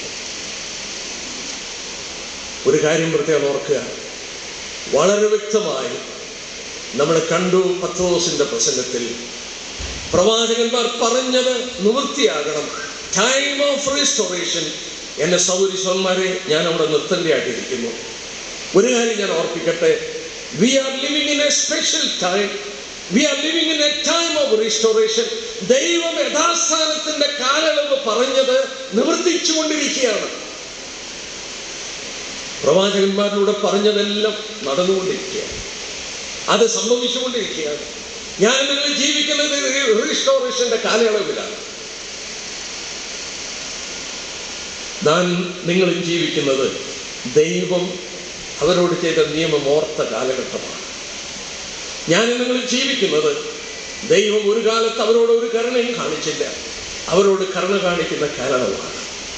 ഇവിടെ ഒരു കാര്യം മനസ്സിലാകുന്നു, ഇസ്രായേലിനോട് ദൈവം ഇടപെടണമെങ്കിൽ ദാനിയേൽ 9 നമുക്ക് വ്യക്തമായിട്ടറിയാം. 70-ാം ആഴ്ചവട്ടം അത് സഭയ്ക്കുള്ളതല്ല. നമ്മൾ വളരെ വ്യക്തമായി വായിക്കുന്നു. ദാനിയേലിനോട് പറഞ്ഞു, നിന്റെ ജനത്തിനും വിശുദ്ധ നഗരത്തിനും യഹൂദന്മാർക്കുള്ളതാണ്. ശേഷിക്കുന്ന 7 വർഷം മഹോപദ്രവ കാലഘട്ടം, പീഡന കാലഘട്ടം യഹൂദനുള്ളതാണ്. അത് സംഭവിക്കണമെങ്കിൽ സഭയുടെ നിന്ന് മാറ്റപ്പെടണം. ഈ സംഭവങ്ങൾ ഇതിനെ കാണിക്കുന്നു. ഞാനും നിങ്ങളും ഇവിടെ നിന്ന് മാറ്റപ്പെടാറായി. ഞാനും നിങ്ങളും ഇവിടെ നിന്ന് പോകാൻ സമയം കഴിഞ്ഞു. ഞാൻ ഇങ്ങനെ പറയട്ടെ, നാം ഒരു എക്സ്റ്റൻഡഡ് ടൈമിൽ ജീവിക്കുക. ദൈവത്തിന്റെ കടികാരത്തിൽ സമയം കഴിഞ്ഞിട്ടൊരു സമയം ദൈവം തന്നിരിക്കുക. നമ്മുടെ കർത്താവിന് എപ്പോൾ വേണേലും മടങ്ങിക്കാം, എപ്പോ വേണേലും ഉൾപ്രാപണം നടക്കാം, എപ്പം വേണമെങ്കിലും നമ്മളെ ചേർത്തുകൊള്ളാം. ദൈവത്തിന്റെ സമയത്തെ വിലയിരുത്തുമ്പോൾ ദൈവത്തിന്റെ കടികാരത്തിൽ സമയം കഴിഞ്ഞിരിക്കുക. ഞങ്ങളെ കേൾക്കുന്ന ആരെങ്കിലും രക്ഷിക്കപ്പെടാതെ കേൾക്കുന്നുണ്ട്? എബ്രായ ലേഖനത്തിൽ നിന്ന് ഞാനൊരു ഭാഗം മാത്രം വായിച്ച് ഏതാനും വാക്കുകൾ പറഞ്ഞ് എൻ്റെ പ്രസംഗം എനിക്ക് അനുവദിക്കപ്പെട്ട സമയത്ത് ഞാൻ നിർത്തിക്കൊള്ളാം. എബ്രായ ലേഖനം 9-ാം അധ്യായം അതിൻ്റെ 26-ാം വാക്യത്തിൽ, അങ്ങനെയായ ലോകസ്ഥാപനം മുതൽ അവൻ പലപ്പോഴും കഷ്ടമനുഭവിക്കേണ്ടി, എന്നാൽ അവൻ ലോകാവസാനത്തിൽ സ്വന്തം യാഗം കൊണ്ട് പാപപരിഹാരം വരുത്തുവാൻ ഒരിക്കൽ പ്രത്യക്ഷനായി. ഒരിക്കൽ മരിക്കുകയും പിന്നെ ന്യായവിധിയും മനുഷ്യനെ നിയമിച്ചിരിക്കുകയാണ്. ക്രിസ്തു അങ്ങനെ തന്നെ അനേകരുടെ പാപങ്ങളെ ചുമപ്പാൻ ഒരിക്കൽ അർപ്പിക്കപ്പെട്ടു. തനിക്കായി കാത്തു നിൽക്കുന്നവരുടെ രക്ഷയ്ക്കായി അവൻ പാപം കൂടാതെ രണ്ടാമതും പ്രത്യക്ഷനാണ്. കർത്താവ് 2000 വർഷം മുമ്പ് വന്നു എന്നുള്ളത് ചരിത്ര സംഭവമാണ്. അവൻ എന്തിനാ വന്നത്? പാപങ്ങൾക്ക് പരിഹാരം വരുത്തുവാൻ. നമ്മളിവിടെ വായിക്കുന്നു, അനേകരുടെ പാപങ്ങളെ ചുമപ്പാൻ അവൻ ഒരിക്കൽ അർപ്പിക്കപ്പെട്ടു. സ്നാപി യോഹന്നാൻ അവനെ കണ്ടു. ഇതാ ലോകത്തിന്റെ പാപത്തെ ചുമന്നൊഴിക്കുന്ന ദൈവത്തിന്റെ കുഞ്ഞാണ്. ലോകത്തിന്റെ പാപത്തെ ചുമന്നൊഴിക്കുന്ന ദൈവത്തിന്റെ കുഞ്ഞാണ്. എൻ്റെ നിങ്ങളുടെ പാപം, നമ്മുടെ പാപങ്ങൾ അവന്റെ മേൽ ദൈവം ചുമത്തി. ആ പാപം പേറിക്കൊണ്ട് പത്രോസ് രേഖപ്പെടുത്തി. അവൻ നമ്മുടെ പാപങ്ങളെ ചുമന്നുകൊണ്ട് ക്രൂശിന്മേൽ കയറി. അവൻ അനുഭവിച്ച ശിക്ഷകൾ നമ്മുടെ പാപത്തോടുള്ള ബന്ധത്തിലാണ്. എൻ്റെ പാപങ്ങളും എൻ്റെ അകൃത്യങ്ങൾക്ക് പരിഹാരം വരുത്തുവാൻ ദൈവത്തിൻ്റെ പുത്രൻ ക്രൂശിൽ മരിച്ചു. ദൈവത്തിൻ്റെ പുത്രൻ ക്രൂശിൽ ശിക്ഷ അനുഭവിച്ചു, എനിക്ക് വിമോചനം നൽകി. നാം തിരുവചനത്തിൽ വായിക്കുന്നു, ഇപ്പോൾ ക്രിസ്തുവേശുള്ളവർക്ക് ഒരു ശിക്ഷാവിധിയുമില്ല. രക്ഷിക്കപ്പെട്ട ദൈവമക്കളാണോ? ഇല്ലെങ്കിൽ നിങ്ങൾ ഇന്ന് തീരുമാനമെടുക്കണം. നമ്മുടെ കർത്താവ് ഏത് സമയത്തും വരാം. നമ്മുടെ കർത്താവ് വന്ന് സഭയെ ചേർക്കുവാൻ സമയം അതിക്രമിച്ചു കഴിഞ്ഞു. ആ കർത്താവ് വന്ന് തനിക്കായി കാത്തു നിൽക്കുന്നവരുടെ രക്ഷയ്ക്കായി കടന്നു വരുമ്പോൾ നാം എടുത്തുകൊള്ളപ്പെടുവാൻ, നാമും രക്ഷിക്കപ്പെട്ട് കാത്തിരിക്കാൻ. ഇനിയും അവൻ വരുന്നത് തനിക്കായി കാത്തു നിൽക്കുന്നവരുടെ രക്ഷയ്ക്ക് വേണ്ടിയാണ്. എന്നെ രക്ഷിപ്പാൻ, നിങ്ങളെ രക്ഷിപ്പാൻ, ലോകത്തിൽ വരുന്ന വലിയ ദുരിതത്തിൽ നിന്ന്, മഹാകഷ്ടത്തിൽ നിന്ന് നമ്മളെ വിടുവിപ്പാൻ നമ്മുടെ കർത്താവ് മടങ്ങി വരും. അവൻ വരാറായി. എല്ലാ ലക്ഷണങ്ങളും ഇത് മനസ്സിലാക്കി തരും. ഞാനിങ്ങനെ പറയട്ടെ, അല്പകാലം കൊണ്ടൊന്ന് പിടിച്ചിരുന്നാൽ മതി. വരാനുള്ളവൻ വരും, താമസിക്കില്ല. നമ്മുടെ വേദനകൾ മാറും, നമ്മുടെ ദുഃഖങ്ങളൊക്കെ മാറും. നമ്മുടെ കർത്താവിൻ്റെ സന്നിധിയിൽ നിത്യ സന്തോഷത്തിൽ പ്രവേശിക്കും. നമ്മുടെ നിത്യാനന്ദം നമ്മുടെ തലമേൽ എന്നും വിളിക്കും. കർത്താവ് നമ്മെ സഹായിക്കട്ടെ. നമ്മുടെ കർത്താവ് വരുന്നു, വേഗം വരുന്നു. എന്തൊരാശ്വാസത്തിൻ്റെ വാക്ക്. അവൻ വന്നിരുന്നെങ്കിൽ മതിയായിരുന്നുവെന്ന് ഓരോ ദിവസവും പ്രാർത്ഥിക്കുക. കർത്താവ് വരുന്നു. എന്നെ കേൾക്കുന്നവരോട് ഓർപ്പിക്കട്ടെ, അല്പകാലം കൂടെ വിശ്വസ്തരായി നിൽക്കുക. നമ്മളാൽ കഴിയുന്നത് അവൻ്റെ രാജ്യത്തിൻ്റെ വിസ്തൃതിക്ക് വേണ്ടി പ്രവർത്തിക്കുക. അവൻ വേഗം വരും, നമ്മുടെ വേദനകളും. കർത്താവ് നമ്മെ സഹായിക്കട്ടെ. അവൻ്റെ വലിയ നാമം മഹത്വപ്പെടുമാറാണ്.